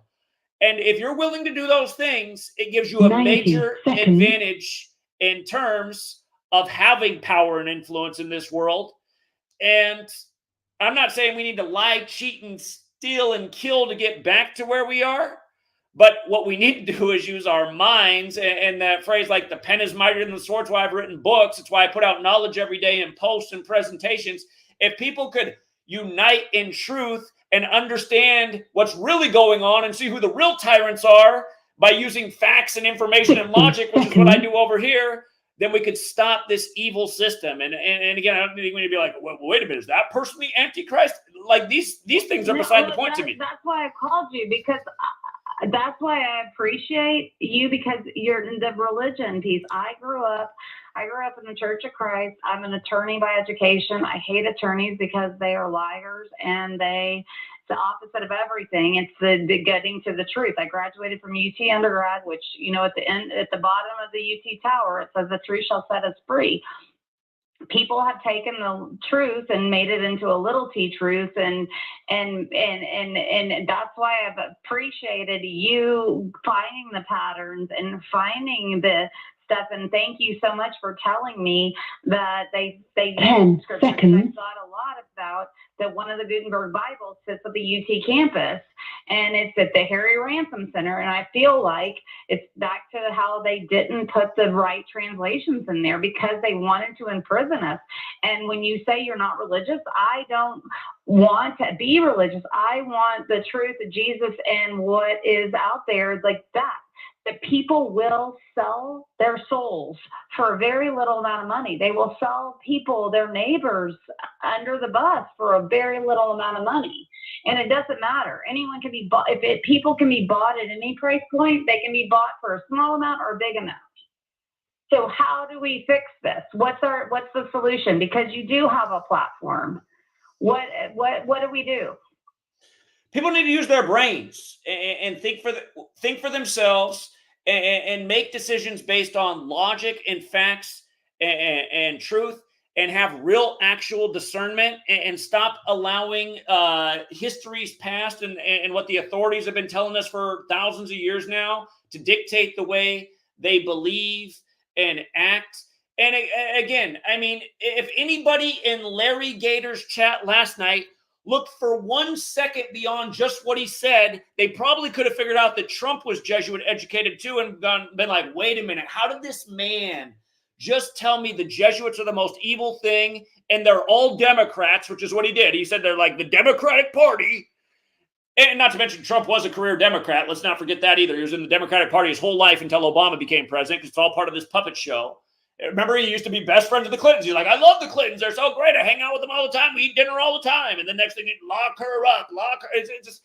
Anyway, Larry Gaiters. Okay, do you think that's because we're fluoride? Do you think it's because of the fluoride in the water supply that people don't have? And then the pharmaceuticals, is that, and that's pharmakia from the Bible about the sorcery. Why do you think people have short-term memory loss? I say people, I mean Americans. Why do they have short-term memory loss? Why can they not remember that he was friends with the Clintons and he went to Epstein Island and he was the father of the vaccine? Right. Why don't people remember that? Right. And he declared that Operation Warp Speed 2 years to the day of Cladex, and on Mercuralia, the Roman day to celebrate Mercury, when it's the thing in the pokey doke that causes, never mind, I can't even talk about it. Google took down everybody's video in 2012 for mentioning it, including Jenny McCarthy, who's talking about what happened to her own child. And for the record, I used to manage an autistic children's home, and almost every parent has the same story, that around age 2, their child got the MMR shot, and then all of a sudden they were a whole different child and didn't respond and started looking different. And my daughter. Hold on, stop. We cannot talk about it because this is what they delete channels over. I can say, trust me, I've learned the way to talk about things without getting in trouble. Okay. So anyway, everybody knows the point I was making, and I'm sorry that happened to your daughter as well. But, and again, this is what's wrong with this big, you guys, you want to look into the Jesuits? And thank God she's recovered. But yeah, she had she had leaky gut forever and had to, and also the glyphosate. Anyway, that's probably another bad word I'm supposed to say. But again, the Jesuits. Okay, this is my question. Jesuits. Hold on. How did Americans get to be the dumbest people? Because diet. People are eating processed food, sugar, and no real nutrients. Overwhelmingly, you go in the grocery store, everyone's cart's full of junk food and ice cream and chips and processed crap here and soda. And this is what people's bodies are running on. And again, that's why I was laughing in the time of the pandemic. I was like, oh, your government now cares about your health. The same government that subsidizes high fructose corn syrup higher than anything else, this thing that's totally destructive for us, that they need for all this processed crap. Your government that does this with our tax money subsidizes at the highest level a toxic thing, now suddenly cares about your health so much. They got to lock down the nation. I mean, come on, you guys. They closed down gyms and parks and told you that the 99.9% survivable illness was going to kill you, and you better go get an experimental jab from the most sued company in the history of the world for wrongful death and injury. I mean, are you kidding me? But the only reason anyone would ever even go along with this is because all they're doing is listening to authorities their whole life and not thinking for themselves and not doing any independent research. And they have all this crap flowing through their body that keeps their mind from functioning the way it should. Again, and all of these things are by design. So, yeah, I know you're new here because you're asking me questions that I talk about like literally every day for 10 years. I know. I'm asking. Well, okay, I'm going to ask you this question too. Okay, it goes back to what you said about the Ashkenazi Jews, and it's in their name. Because my family is Germanic by I've got all the nurture and nature. So my mom, it was all, big into the eugenics and the Nazi party and stuff. And also, this is another thing is, do you think, because I know you're not obsessed with it, but the Antichrist saying he's from an Assyrian, I didn't know until yesterday, that's the Germanic bloodline, because Trump is saying he's in the line of Jacob. I don't have the answer to that question. Okay, then then tell me this is, When do you think America, okay, and here's another question I have for you, is that do you think America was set up like by design to be Jesuit run, that we were always the lab experiment, or do you think at some point it went off the rails? It got hijacked early. It got hijacked early. To have America? It got hijacked early, and it actually looks like maybe it was always designed to be this way, because I'll remind people, USA equals 41. The Jesuit suppression lasted 41 years. 41's the 13th prime, like 13 colonies, 13 stripes, like how in the time of the suppression, this nation was created, as well as the Illuminati, which was created by a Jesuit, Adam Weishaupt. If you don't know who Adam Weishaupt was, he was adopted by like one of the greatest Jesuit priests of his time when his parents died. Adam Weishaupt was Jewish, but he was raised by a Jesuit priest within the Catholic Church. And again, he founded the Illuminati. What years are we talking about? Like, when did he live? Well, he founded the Illuminati May 1st, 1776. So, right before this nation was established. Oh, this nation's birthday, speaking of the Jesuits and chess, this nation was established. Its birthday goes down in the history book as July 4th, 1776. 64 days later, moves on the chessboard. Again, Order of Illuminati 201. The Jesuits from France, where International Chess Day was established on the 201st day of the year. Donald Trump, their number one pawn on the chessboard, started his Jesuit education in 64. Now going up against Kamala, the lotus flower, born in 64, when he gave the Pope the lotus flower when he was there right after he became president, right after he stopped in Israel for Jerusalem Day. Can you explain to me how I Pet Goat came to be? Because I still can't understand that, and that's because of that lotus flower. I don't understand what's happened. Like, I guess, and that goes to my question, like, so they always tie stuff in and they show us this stuff, because that, I mean, her sitting on the chessboard, the Ivanka Trump character, holding the lotus flower, is that all? It's born out of an apple. No, she's holding the apple and the apple falls. Yeah, and again, right after Obama looks at it and all. Why did they show us that? Because look who made that film. One of the guys who worked on the Lord of the Rings and other Hollywood movies. Again, we're living out a script through the scripture, and again, it is all Hollywood. And again, they're dropping clues all over the place. So, I mean, it's as simple as that. Just look at the guy who made the film. And hold on, what day was iPet Goat 2 published? Oh, let me check that again, because I know I forget. It's been a second since I look at this, but I know the date. It matters. It was put out on Freemasonry's birthday. Yeah, June 24th. I mean, so Masonic chessboard floor all over the whole video. I mean, that's why. So. Tell me 201. Tell me what that, because that's like I told you, I'm an attorney by education, but I went through a bad divorce. And 201 Caroline is where the big courthouse sits in Houston. So tell me what 201 is. Okay. Because that number, I know. Hold on. It's very easy to understand. In Hebrew, in the Hebrew code of letters and numbers, it represents being enlightened. Okay, it's enlightenment. So think about what Illuminati is, being in the light. Light is knowledge to the occult. Order of Illuminati equals 201. Founded by a Jesuit, the Jesuit Order 201. Holy Bible, the Holy Bible 201, a book of knowledge and light. Who's the God of the Bible? The Sun, the source of light. What model was created in the 16th century, the century the Jesuits were created? Finally, the Catholic Church came around to the heliocentric model. Heliocentrism equates to 201. Here's the Jesuit Order's logo. For the person in that chat who was saying, but that was before the Jesuits. Remember, in the Jesuit Order's logo is the Templar cross, okay? Jesuits are modern-day Templars. The Jesuits are the military order of the Pope, like the Templars used to be. But again, in the Templar or in the Jesuit logo, you have the letters IHS for Isus Hominum Salvator, which equates to 274, like how the Catholic Church began celebrating the sun's birthday in the sky on 1225 and 274 AD. You have the 3 nails for Triclavianism, which equates to 201, the big way, 93, the small way, like how they say the sun is 93 million miles away. And again, the sun resurrects at the time of 1225, which is also around the time of Saturnalia, which is a whole nother 201 thing. And then again, it's not an accident that we get this first Jesuit pope who's born in the time of Saturnalia.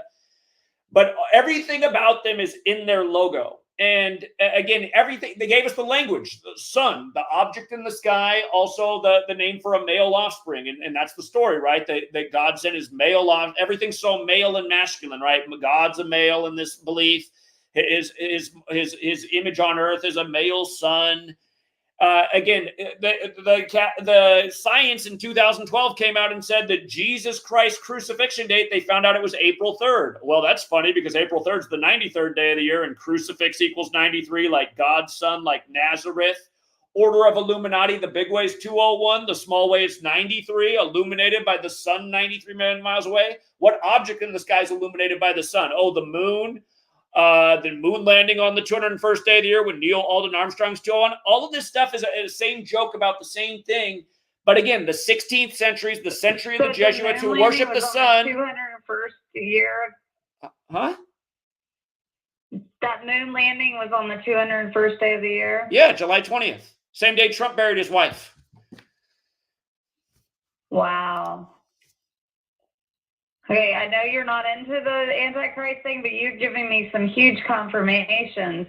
That was, the moon landing was on, and this is also ties into my Houston thing, because I truly believe that Houston, Texas is Mystery Babylon, because I am like, this city is not sustainable with life. This is some bad, crazy stuff going on with the infrastructure, with a lot of stuff, but and also with I don't know if I can say that stuff, like the bushes and the port and the hurricanes, and I guess I just did, but there's some bad stuff going on here. There's some bad energy. Here, do something for me. Search Vice News, Zachary K. Hubbard. That's me, and read the hit piece they wrote on me in 2017, because that year I said what day Harvey was going to flood Texas, dead on the money. Before it happened, a week before it happened. Cow. And I said, because I knew they were going to do it on the anniversary of Stevie Ray Vaughan's Texas Flood album coming out, which is the 239th day of the year, which is the 52nd prime. Listen, are you kidding? No, listen how perfect it is. The first act of weather warfare ever admitted to is on the Jesuit order's birthday, August 15th, 52. In Gematria, hurricane equals 52, so does flood, so does earth, so does Enlil, which is the Babylonian god of flooding. Devil equals 52, like Pope. So 52, Jesuit order's birthday, first act of weather warfare admitted to. Not only did it flood Harvey. Hold on. You're not good at listening. Hold on. If you go back and look, I documented all this stuff. After Harvey flooded Houston, Fox News that day interviews a woman in a neighborhood where only one lady's house was up on a little hill, so it was the only one that didn't flood in the neighborhood. And they showed this, and they asked her, they go, how do you feel about having the only house that didn't flood in the block? And she goes like this. She goes, I feel like I won the World Series. So then what's just a few days later, Matt Harvey, star pitcher in the MLB, comes into town. First pitcher to pitch in Houston after the flooding of Harvey's Matt Harvey, exactly 52 days before the start of the World Series. I said, there it is, you guys. Houston's going to beat L.A. because L.A.'s on fire right now. Water puts out floods, not to mention we were on the Astros from spring training. But, and then sure enough, exactly as we said it would happen, it happened. And then Vice News puts out a hit piece making fun of me. And that was following the year that USA Today wrote their hit piece on me for calling the Super Bowl dead on in week 3 of the season, explaining why Peyton Manning in his 18th year was going to win in his 18th season over the Carolina Panthers on the 38th day of the year, representing Colorado, the 38th state. Again, we've been doing amazing things for over a decade, and all I have in the world mostly are haters and people like Larry Gaiters, who when my name comes up, he has to piss on my name. And why do so many people want to piss on my name? Because they're the liars and frauds, and they know if people find out about my work, they're going to see something that's way superior to what they're doing. Not to sound arrogant, but it is. It's just a million. You guys, this might sound arrogant, but I'm sorry. In the 11 years I've been here, nobody's produced anything even close to as awesome as what we've done. We've connected the whole thing, the rig sports, the rig politics, brought it all together a million times, laid it out way before it's going to happen. and we can't get any recognition. But you watch how this whole shill network flows together, shouts out each other. It's all about politics, religion, nothing but bullshit. And then we can't get any love anywhere, because that's what it is to really walk in the path of truth in a world full of nothing but frauds. Well, and I will say absolutely that. And I just had looked on your, because I hadn't been looking on, I wasn't on my laptop. I was on talking to you on the phone, and I see the comments, and people are like, oh, she's, you know, oh, blah, blah, blah. Like, I mean, instead of people judging, because I have all these questions, and, you know, that's why people shut down. And I'm glad I didn't see that people were commenting as you and I were discussing, because I have had all these questions for you, and I'm so thankful I'm able to talk to you and ask you these questions, because I hope you know that my intentions are pure. And I have been, like I said, I've been listening to you for 3 years, like trying to put this stuff together, and I'm searching on all different, you know, and like you know, and this whole controlled opposition thing, I want to believe in Russell Brand. I want to believe that he's found Jesus. As I'm approaching, you know, he's waking up to the truth. I don't know, because then that's when I asked you about that whole second piece of it. Is this going to be like that? It's going to be exposed, and then everyone's going to say there's peace and safety. Like, okay, and let me ask you this. Like, what do you think is going to happen with the banking? Like, do you think just one day is there going to be an EMP that drops? Do you think that just people won't be able to access their money? I didn't know that the Dodd-Frank thing had happened, that they can make the money, you know, they can make the institution whole over the people. What do you think will happen with that? Okay, so here, I'm going to take you back to last year to answer your question about where money's going. So last year we were in San Francisco days after Bob Lee was murdered. And if you don't remember who Bob Lee is, he's the guy who invented Square and CashApp. So he's kind of the guy that's the godfather of digital currency and getting so many people using more and more digital money. So here's what was messed up. On the Ides of March, the Federal Reserve put out a memo. They go back last year, March 15, 2023. They said, in the first week of April, we're going to begin certifying the FedNow system. And again, the FedNow system got established last year on the 201st day of the year, just like how the Federal Reserve was originally set up in a major Jesuit ritual. And again, the Jesuits are the modern day Templars who set up original banking. But okay, so Bob Lee ends up getting killed in the first week of April. He gets stabbed to death, like how the Ides of March, just remember the stabbing of Caesar in 44 BC. Bob Lee gets stabbed to death on 4/4. And then the news media puts out the apartment of the killer who lives in room 201. And then just a little bit later on July 20th, the 201st day of the year, the FedNow system is officially established. And it's just like, by the way, in the Jewish cipher, Roman equals 201. All roads leading to Rome. But again, so that's where money's going. It's going to be totally digital, just like how they started hinting at this after Event 201. Because remember, a lot of people stopped accepting cash in the time of pandemic because they said it spread coronavirus. Again, they want everything digital so they can track every last thing you do. And then it also makes it hard to help out the homeless guy. It makes it hard to be a drug dealer. And again, if you're like, well, good, I don't want drug dealers. It's not just drug dealers. It makes it point to have any kind of business where it makes it impossible, where the government can't track you. I don't blame the man who runs a cash business because he doesn't want to pay $1 gazillion in taxes to this corrupt government. But you see, once it's all digital and they can track every last thing, they just have that much more control over society. And now the only person who still doesn't have to pay taxes is Larry Gaiters. A con man like Larry Gaiters, because he's sanctioned by the church, the only thing that doesn't have to pay taxes. And look, Larry Gaiters, getting fatter and fatter by the day, just doesn't have enough money. He brags to you that he has pro athletes giving him thousands of dollars per week, but he needs everybody who he just lied to for the last 2.5 hours to donate at least $100 tonight, or you're not doing service to God. Exactly what he said. Oh my God. And what you just called it, what you just said a minute ago, I'm sorry. It kind of meant you're like, I hope Russell Brand's really about Jesus. Did you not hear what I said? Every con man is about Jesus, a false name given to you by the Romans. And here, let me tell you one that I know. the friend of Joe Rogan, who started his podcast with him in every show when the Joe Rogan podcast started, Sam Tripoli, who's brought me on 2 times and who got this workout to a lot of people, who now will not touch me because he's been slapped on the wrist and says, don't you dare ever take that truth teller on your show again. You know what he's doing now that he's conning more than ever? Now he's for Trump, and all of a sudden he's a big Jesus believer too. Because this is what every con man on social media does. Jesus and Trump, because it's big money. It's big money, and it's even bigger bullshit. And I can hear that you're still under it. You're still believing in this Jesus thing. Listen, don't take it from me. No, the reason, that's what your people underestimate you.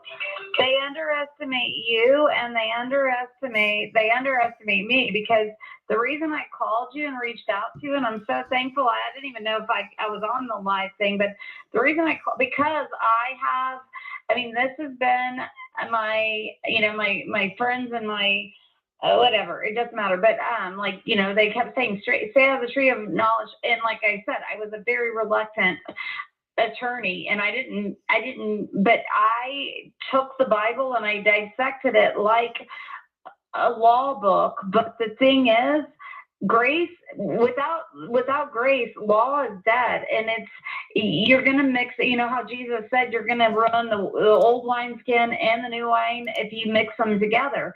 And that's what you just told me. And that was I went to see a Joe Rogan show. My friend's husband, he's the manager there, but that makes me sad because it's the sycophant. So you're telling me that the guy that works for Joe Rogan is now a Trump / Jesus guy and won't talk to you because he got put back in line. If you want this gig, you've got to stay in this lane. Is that what you're telling me? That's what I'm telling you. So Tucker Carlson, Russell Brand, anyone who's making money off this, they're bought and paid for by the. Is it fair to say they're Kabbalists? Because that's where I asked you about at the beginning. Like, where does the Kabbalah? Tucker Carlson. Hold on. Tucker Carlson literally wears the red Kabbalah bracelet, and I hate that the truth community ever fell for Tucker Carlson because he used to be on CNN and he used to demonize everybody who questioned 9/11. He's always been such a scumbag. He went to Trinity, just like Jesse Waters, another scumbag. And he's putting it right in front of your face. Tucker Carlson has a red bracelet on his wrist. Look, he wears the Kabbalah red bracelet. And when he had that little meeting with Putin, it couldn't have been a bigger Jesuit ritual. And Putin spent the first 30 minutes explaining how the whole Russia-Ukraine thing went back to the Catholic Church. And let's not forget that Biden and Putin met 201 days into the first ever Jesuitic nation year. And by the way, since you asked so much about Ashkenazis, everyone needs to know what they did this year when we sent $95 billion to Ukraine, where, by the way, old Khazaria is where the war's going on. Khazaria is exactly where ancient Khazaria is where the war's going on with Ukraine and Russia right now, which used to all be part of the Soviet Union. But again, first the House approved the money on Hitler's birthday. Then Joe Biden signed off on the $95 billion on the 201st day of the war in Israel. Again, the Jesuits were created to counter the 95 Theses 201 months after Martin Luther penned the 95 Theses, like MLK was killed on the 95th day of the year, and the nation's first major gun control legislation came 201 days later. 201-95 again and again. Event 201 was the same day the military World Games began in Wuhan, China, which began in Italy in 95 and were credited to the Jesuits. So again, just over and over the same things. And again, $95 billion we're on the hook for this fraudulent war that started in a 201 ritual. And we can't get Larry Gaiters to talk about it or anyone. So I got to let more people on, but I appreciate your calls. Go ahead. One last thing, please. Do you think that Martin Luther was controlled opposition? I do. I don't know if you're asking me about MLK or the original Martin Luther, but I do think they were both controlled opposition. I'm asking about the original. Yeah, I do. About the original one. I do. And for the record, his date of death, 218, Holy Roman Empire equals 218, and he was killed in the year 46, like Catholics 46, going with their 46 books in their Catholic Old Testament and their endless 46 killing rituals from JFK at 46 to Beau Biden Joe Biden becoming number 46, exactly 46 weeks after the Pope's birthday, and all the blood on his hands for his whole political career, from his wife and daughter to his son to both of his parents, who've all been killed in the same numerical Jesuit ritual. So, yeah.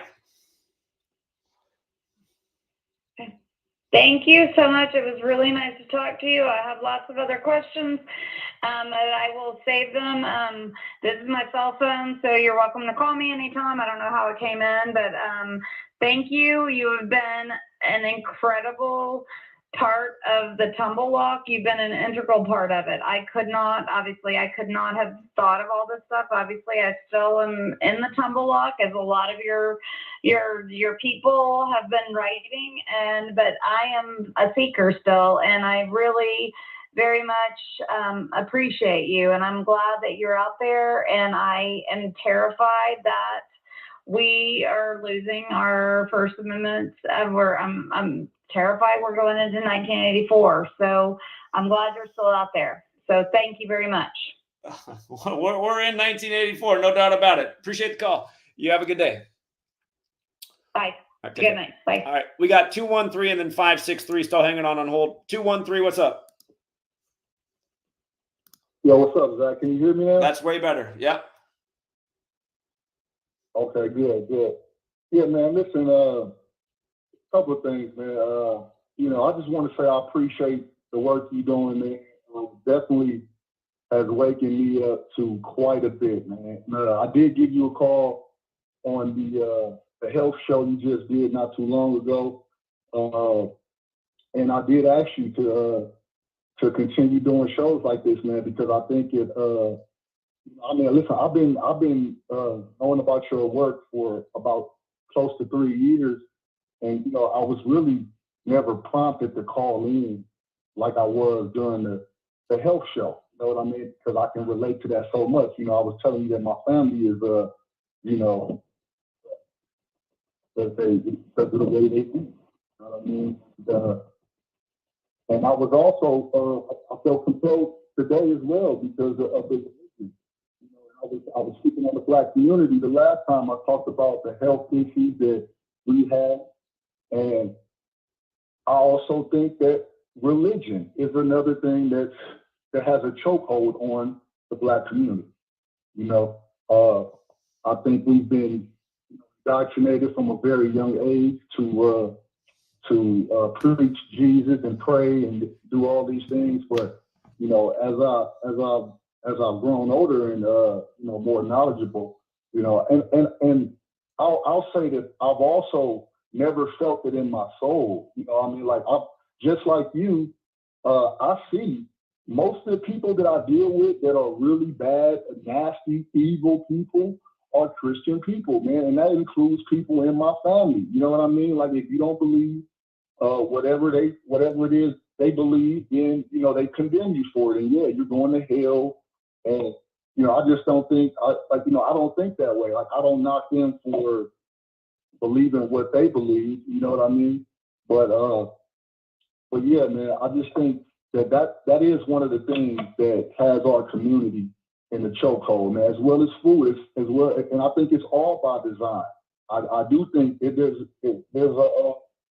a church and a liquor store on every corner in the Black community. Why do you think that is?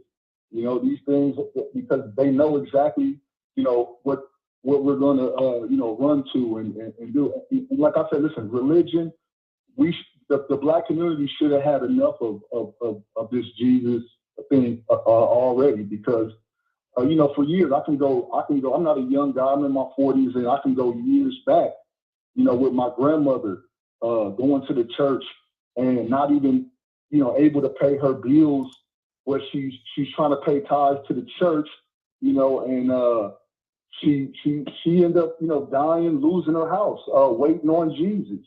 You know what I mean? Like, when was Jesus, like, why couldn't he come back and help my grandma? Because she believed in him. She gave her tithes to the church, 40 something odd years to this entity that, that nobody can tell me where he is. I hear some Christians that I deal with, they tell me that Jesus is back. No, he's here. He's here now. He's all around you. and then some of them I talk to, they say, well, he's coming back soon. So I don't even think they know what to believe about Jesus, man. It's just the indoctrination that we've all been accustomed to. And you know what? So many people, Zach, they can see.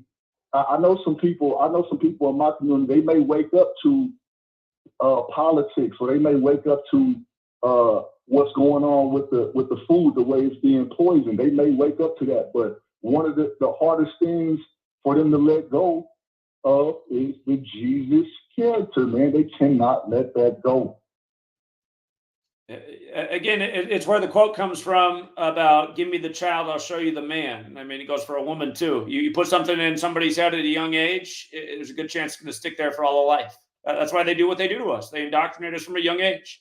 There's few, and again, it's the Mark Twain quote too. It's easier to fool somebody than convince them they've been fooled. And again, you see what the product of this is. You get the Larry Gaiters of the world. J.T. Irby says, how is the bishop conning you? Because he just gave a stream on how the Jesuits are the most evil thing and they're the Democratic Party, as he tells you that if you don't vote for Trump, you're going to hell, when he's the biggest Jesuit con man on the scene. That they just synced up the biggest con of the history of this country with, as we covered all throughout 2020, as I wrote a book about. So I can only assume for you to come in and ask that question, you either got to be a moron or a shill yourself. Again, Larry Gaiters bragged about getting thousands of weeks from pro athletes and then told his audience that if they don't donate at least $100 to him tonight, they're not doing service to God. That's a con man. Religion is for con men. There's a reason the worst people in this world all claim to be a part of religion, because they know that's the best way to fleece the sheep. One of the reasons I'm the most hated people in the world is because I've always said I'm not about religion. That'll make enemies for you, even though you're in a righteous lane, you know? So to come here and ask, how's he a con man? He did a major con on his audience last night. And then he also shouted down my name when people been asking him to connect with me. People know if he's going to talk about the Jesuits, he should talk to Zachary K. Hubbard. Again, here, let's listen to the con one more time in his own words when I came up in his chat. Let's see how he responded. Here it is, right here. Here's how he responded. Let me make sure I got the sound on right. Let's hear it one more time, how the con man handled it. Hold on, here we go. Larry Gaiters, total con man. Have heard, listen, we're not talking about Zachary Hubbard. You guys listen. You guys got to listen. A lot of you are new here, but we're not talking about Zachary Hubbard, okay? Should have been. Then they would have been getting some truth. So don't come ask the stupid questions in my chat. You're part of the con. Pull your head out of your ass. All right, back to the caller. Sorry. No worries, Zach. I mean, listen, that guy, he's just doing what most Christians do, man. Listen, he's scamming, getting money, and, selling people a dream and condemning you to hell if you don't believe in exactly what he believes in. You know what I mean? So that's what I get from Christians all the time, man. And they claim to be the most righteous people, but, I don't see it. And I've been seeing that plague the black community for such a long time now. I mean, for all my life, and listen, the work that you do, it's, I've been able to catch on just fine. I would say that I started, I told you about my diet that I started, once I started having some health issues with blood pressure and pre-diabetes, whatnot, I changed my diet. And I think that, not wanting to get on medication, I think that helped me so much that just, it expanded my mind and opened up, just another field that I can see through, you know what I mean? So it's been very helpful to me. And then, there were still some things that I was going for. Like I'll give you an example. The George Floyd thing. That kind of played me being African American. From LA. There was a big movement here, and I did play a part in that. You know what I mean? And I played a part in some of those movements, like the Trayvon Martin thing. I remember being so upset when that happened. But your work has helped me to see, through these psyops, so I see and know that that these things are psyop. I've seen you correlate, the 201, the George Perry Floyd, and all the 42s with Malcolm and Martin and the N-word, and I've the 38 and rappers, like just so many. Like I said, I can follow your work just fine. I think you make it really simple for people. The 4 ciphers is probably what I follow the most, and it's not like I go out looking for the numbers or whatnot, but I can hear something in the news. Not that I don't really watch TV. Speaking of TV, that's one of the things that I started waking up to before the numbers. Zach, I started waking up to the words and spells in spelling. I started looking at television and like all these words with broadcasting and TV programs and weekdays. Which puts you in the weekdays and your weekend by the weekend.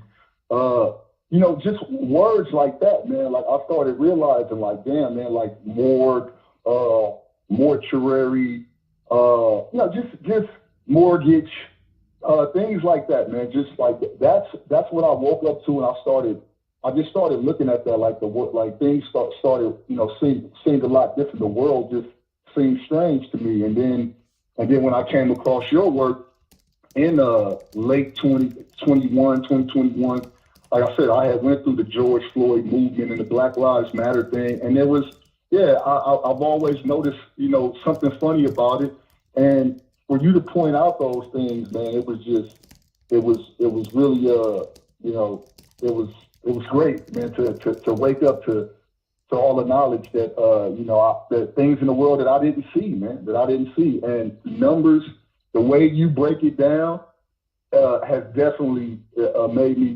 change. It's changed my mind state. I can say it changed my life.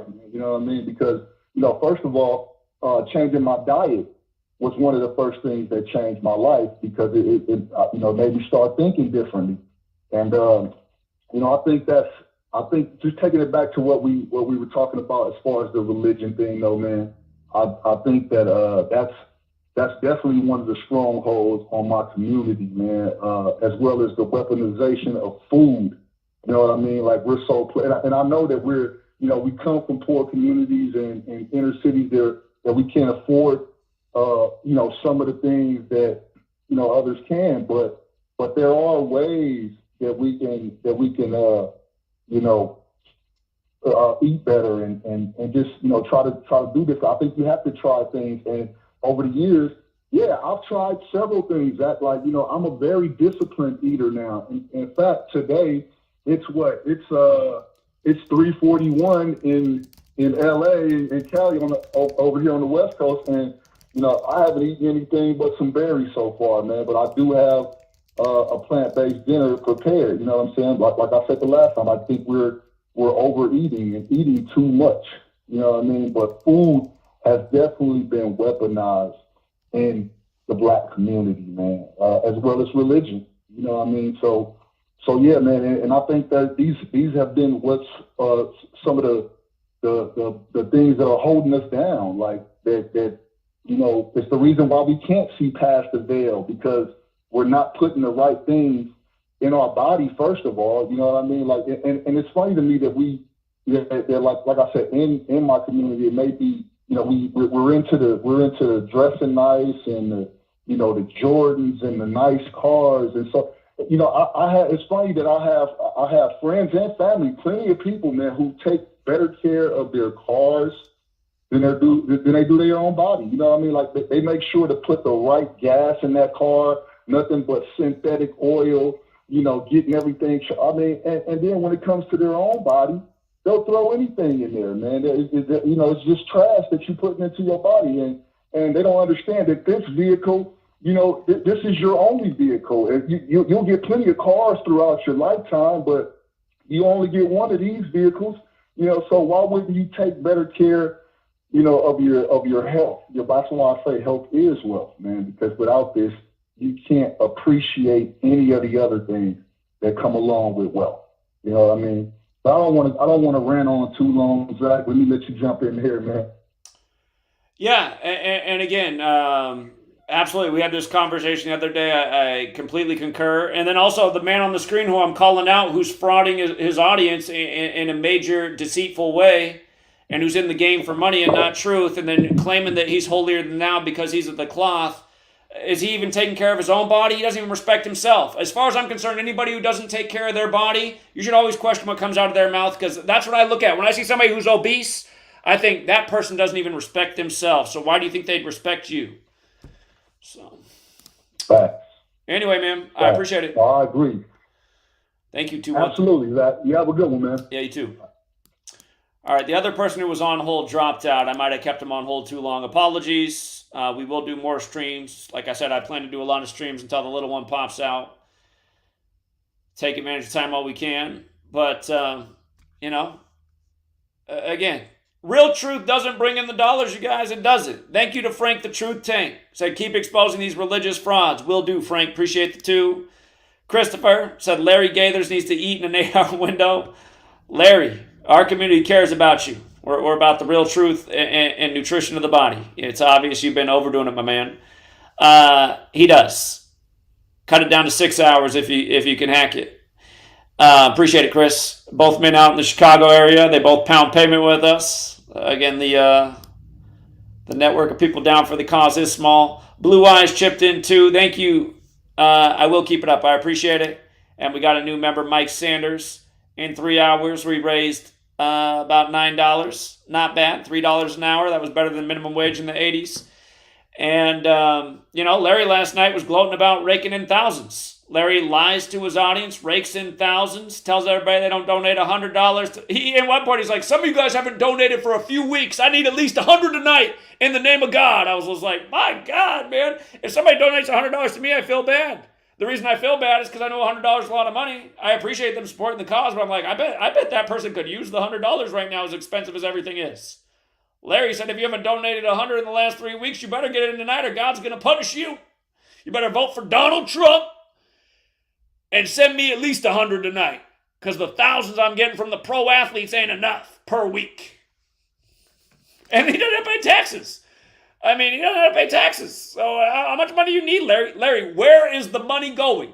What are you doing with the money, Larry? If I had thousands coming in a week from pro athletes, plus I got my flock giving me at least $100 every few weeks, damn, I would have a team of people out changing the damn world, man.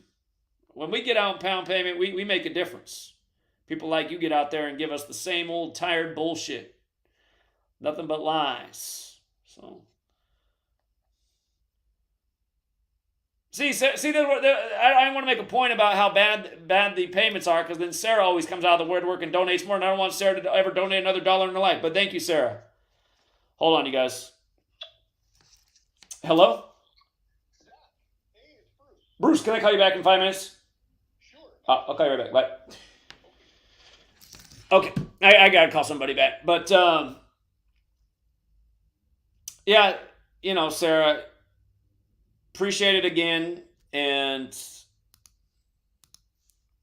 anyway, there's so much wealth and resources in this world, and they're all flowing to the wrong people, man. That's another thing that's wrong, and it's because evil people run the world, and evil people control the minds of the masses. Just bottom line, point blank, period. And Larry's a very bad human being. And JT, the person in my chat, you're a very bad human being. You come in here saying that confronting an evil man who lies and fleeces people and misleads them isn't something we should do? You're part of the fraud, JT. Hey, JT, send me $1,000 right now. You're a piece of shit going to hell. Is that what you resonate with? The Larry Gaiters way? Vote Donald Trump and send me $1,000, you piece of shit. Should I get on here and do Larry Gaiters? I didn't see you in his chat bitching last night. Why were you in there calling that out? You're in here calling me out for calling a fraud out? Here, I got to call Beetlejuice out too. Here, where's Beetlejuice at? Let me get Beetlejuice up here. He looks like Larry. Turns out they're both religious con men. Here's Beetlejuice right here. Didn't you used to go on the Howard Stern show? Here, this man right here, a lot like Larry. Part of the fake religion, conning people, duping people. And what made me sick is he went on his stream the other night, lied again about me, and defended a demon. And then he also said he worked for the Chicago PD for 19 years, which I didn't know about him. I thought, oh, that's interesting. Police officer for 19 years. Go figure. Kept saying, he compared me to the devil, saying I was trying to take him off his square. He said it like 1,000 times. A lot of people use that phrase, coming off your square, but that is a Masonic phrase. And hearing he's police for 19 years, I'm wondering if he was Fraternal Order of Police. How dare you compare me to the devil and lie about me? You're the devil, sir. And you know what? A woman left a comment who lives in the area, and she said that you knew she was a married woman and you were still trying to have relations with her. Oh, another Jesus guy. You're like Donald Trump. You don't care if they're already married. You want to grab the pussy, you're going to do it. I wonder why you're single, Beetlejuice. Not to make it about physical appearances, but no, this guy makes me sick, you guys. I helped this guy out establish a channel. I sat on the phone and answered a million questions for him, gave him all kinds of tips when he lost his channel, and now he wants to go. And see, the thing was, I did that right before him and I were supposed to do an interview together. And then, after helping him out, then he goes on the air and says he can't work with me because he doesn't work with non-believers. Dude, we have a million things that we should be able to unify over. What my belief is at the end of the day actually shouldn't be that much different than any Christian. To me, I took the good parts of Christianity and left out all the unnecessary dogma that just creates division. That's how I see my spirituality. When people come here and say I haven't made my spirituality clear, I feel like I made it clear. I feel like I made it clear in this stream. Golden rule: being as selfless as you possibly can, living a life of service, helping others, pursuing truth. That's it. I don't pretend to know things I don't know. I don't know the name of God. As far as I understand, Creator doesn't have a name. Okay? Just because it was written down in some book doesn't mean that's his actual name, because some other man said so and he wrote it down in a book. You know? I'm not living for a reward or in fear of a punishment in the afterlife. I don't know that there isn't an eternal punishment or eternal reward or some kind of reincarnation is something better in the next life. I don't know. And maybe there is and maybe there isn't. But to me, it's like I see earth as heaven and hell. And it's more like hell when it doesn't need to be. It's like that because more people have been led astray and they're in pursuit of the wrong things. And, you know, as I was debating with somebody yesterday, I said, listen, if we all lived like Jesus, the world would become more like heaven. And he goes, no. What you're saying is you're in love with the world. And listen, you think your sacrifice matters, Zach? It doesn't matter. The only sacrifice that matters is the one that Jesus made on the cross. And that's all we need to do is believe and share that story. Okay, you know what? Maybe that's right. Maybe it's right because anything's possible. But to me, I don't see the benefit of that. I don't see the benefit of believing in some story from thousands of years ago and how that could possibly be better than living like Jesus. Without the part of, if everybody's going around saying, nobody comes to the Father but through Zachary. Nobody comes to the Father but through me. I can leave out that part. I don't find that part to be too helpful. But being a good person, I can't turn water into wine or part the sea. I don't really think anyone can. I don't think Jesus did because there's no historical record he ever existed. Don't get all butthurt, Christians. And stop saying you're not religious when you believe in Jesus. If you believe in Jesus, you are religious. Stop it. You can't just run away from the word because you know religious has a negative connotation. Jesus is the central figure of a religion. Jesus himself wasn't religious, and Jesus wasn't a Christian, but he is the central figure of a religion. If you believe in Jesus, you're part of the Christian faith, which means you're part of the Christian religion. Okay? By the way, if I got any Larry Gaiters people, I saw a lot of you guys in this chat asking if the Mormons are connected to the Catholic Church. Here, I'll just answer to you this way. Did you know that the Mormons just set up I know they want to be called LDS, but they just set up a major temple right next to the Vatican, if that doesn't answer your question right there. So, but yeah, this guy right here wants to lie about the person who, I don't know him. I took over a good amount of, I can't remember exactly how long it was. I didn't have a stopwatch up, but I was on the phone answering a lot of questions for him. And yeah, you got to do this. You got to do this. Try this out. Okay. Because I remember what he said. He said, my daughter helped me set up my last channel and she's not available to me right now. So I took it upon myself to help him get reestablished. He goes on his stream there and says, I have the receipts, he didn't help me. How do you have the receipts that I didn't help you? What does that even mean?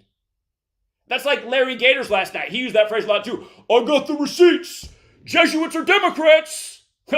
I got receipts that they're in both political parties. All day, every day. And so can everybody else if they just do a little research. Instead of listening to Larry. But I get sick of all these religious people who demonize me, and they're the bad ones.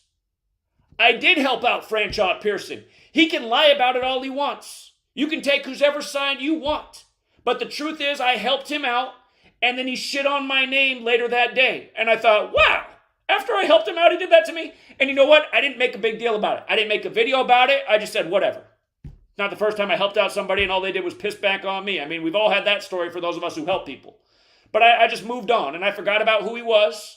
But then he came back into my life because he showed up in my feed the other day in a viral clip because he was at the DNC sharing my information. And I thought, whoa, somebody at the DNC sharing my information. And I looked again, I was like, wait a minute, I recognize that face. Where do I know that face from? I mean, he does have an unforgettable face. Man, you could make it in Hollywood as a Beetlejuice double all day. But then I realized that, oh, wait a minute, that's the dude who punked me. But look at him out there sharing my information. And then he told a full story, too. He said he learned it all when he was a child. The other year, he was giving me props. Till he found out that him and I just had a little bit different spiritual belief. But no. You lied about me again.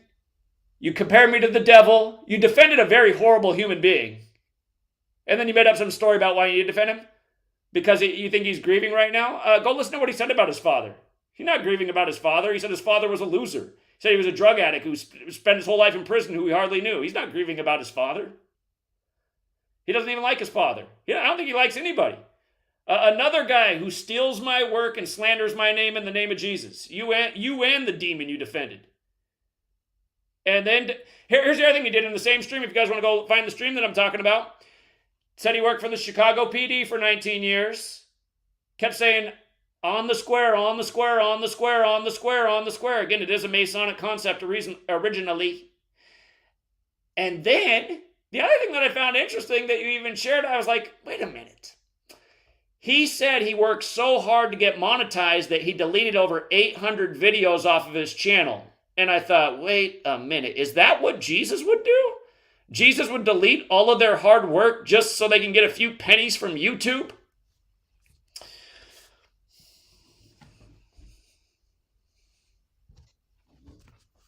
And again, Francha, a woman did leave a comment that you were trying to have relations with her when you knew she was married. She said, that's why I don't mess with that guy. I know he's no good. Jesse Lee Peterson, another guy who says that adultery is not a sin. The only thing that's a sin is being angry. What? Being angry is the sin, but not cheating? I don't know. Again, I'm not just trying to pick on black men. I spend most of my time actually sticking up for black people, but I don't like getting slandered by black men who claim to be holier than thou because they're about Jesus, the fake name. Only credit I can give to Larry Gaiters because he did call it out for being a fake name, which is true. Thank you again, Dante Reed. You are welcome. Thank you as well, S. Lee, for the big 4, and thank you as well for the Big 10, H-Ray. I appreciate that generosity. We're almost up to minimum wage for the year 2024. But again, I'm not here for money, you guys. You'll never hear me ever say anything like, if you don't give me $100 today, God's going to punish you. Save that to the religious con man preachers. So, yeah, all these people should be ashamed of themselves. And again, they all remind me of why I don't want anything to do with the church. Again, I got over my fake religion when I was 12. Okay? There's a reason yours truly sees through the bullshit when most people don't. And figures out things that are actually real. And doesn't live like a little child and just serve my own interests and needs, like most people's spiritual beliefs boil down to. Well, I'm going to believe because I want the eternal afterlife. How childish. Oh, that's the real reason you believe, because you're so afraid of the eternal punishment and you want the eternal reward? How deep is that? Oh, that's so deep. How about live right because you want a better world? I don't know. I don't know how more people don't understand that. It's because it had to come from some man in a cloth, a little collar and white thing right here. Oh, yeah, just like Mom said, that's the guy in the church. Everything he says is so true. And then behind the scenes, he's raping little Johnny. Comes out afterwards. Can you bring Bobby by tonight, too? Here, Johnny's got to go home. If he says anything bad happened, don't listen to him. He's just a little brat. He doesn't know what he's talking about. Yeah, his butt doesn't hurt. Is Bobby out there? I miss Bobby. Come see Priest Waynel Sexton. Bring 1,000 tonight or God's going to punish you. Again, like I told you guys, the whole Society of Jesus did the pandemic and it was all fear-based. Society of Jesus did 9/11, it was all fear-based. Give up your rights and liberties, or the suitcase bomb's going to go off in your neighborhood. Didn't you see the color alert today? We put it on the news for you. It was a red day. All right, we'll ease up on it today. Orange day. Red day. Suitcase bomb. You're going to die. You're going to die if you don't get the jab. See how it works? You guys, it's so simple. Why can't people see through it? What a bunch of wimpy weaklings. You can't see through these bullshit con artists? I'll scare you. I will scare you into submission. Give me some more money. Pay your indulgences. Or you're going to look like Franchot. Like Beetlejuice. All right. I'm done, you guys. I'm done. All you religious types that don't get it, it's a damn shame what this world did to you. Made you some little weakling. You needed somebody else to hold your hand and tell you what to think and what to believe. You got calm like almost everybody else who walks through this earth, believing all that the authorities told them.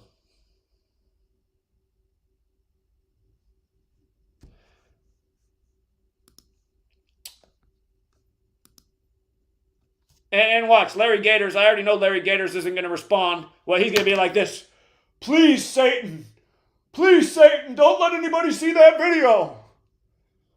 I don't have enough money. To these people really pray to. You know? Where was Jesus telling people to just give him tons of money? When things are more expensive than ever, you're telling people to give you all that money? What an asshole. Some of you haven't donated for 3 weeks, he said. I was like, shit, man. You need at least $100 from people every 3 weeks?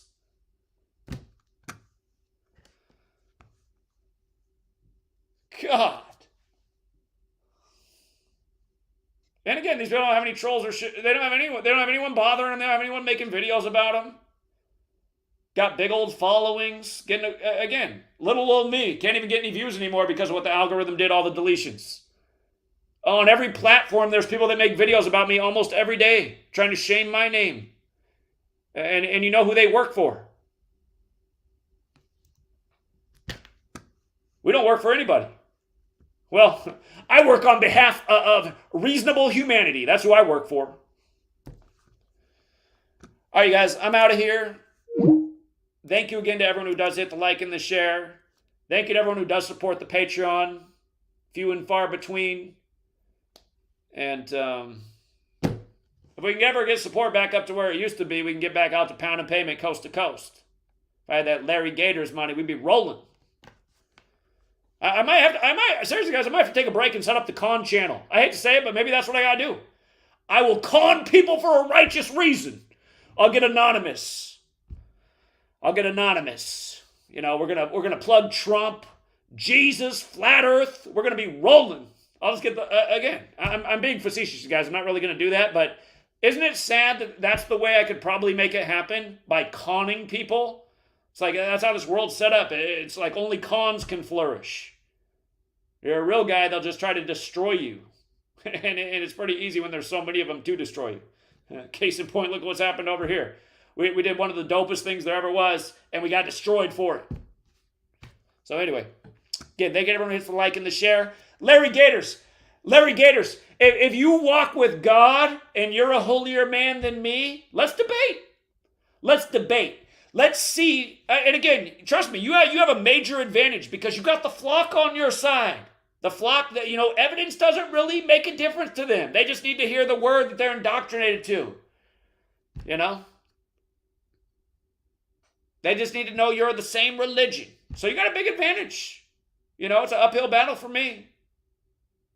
Let's go. I'm the heavy underdog. Let's go.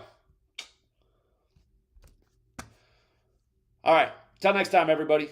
Yeah, you too, Franchise. You too. Let's go, buddy. Stealing my work, shaming my name, calling me the devil when you're the one lying? I know it wasn't nice of me to call you Beetlejuice, but shit. After what you said, Beetlejuice wasn't that bad. Till next time, everybody.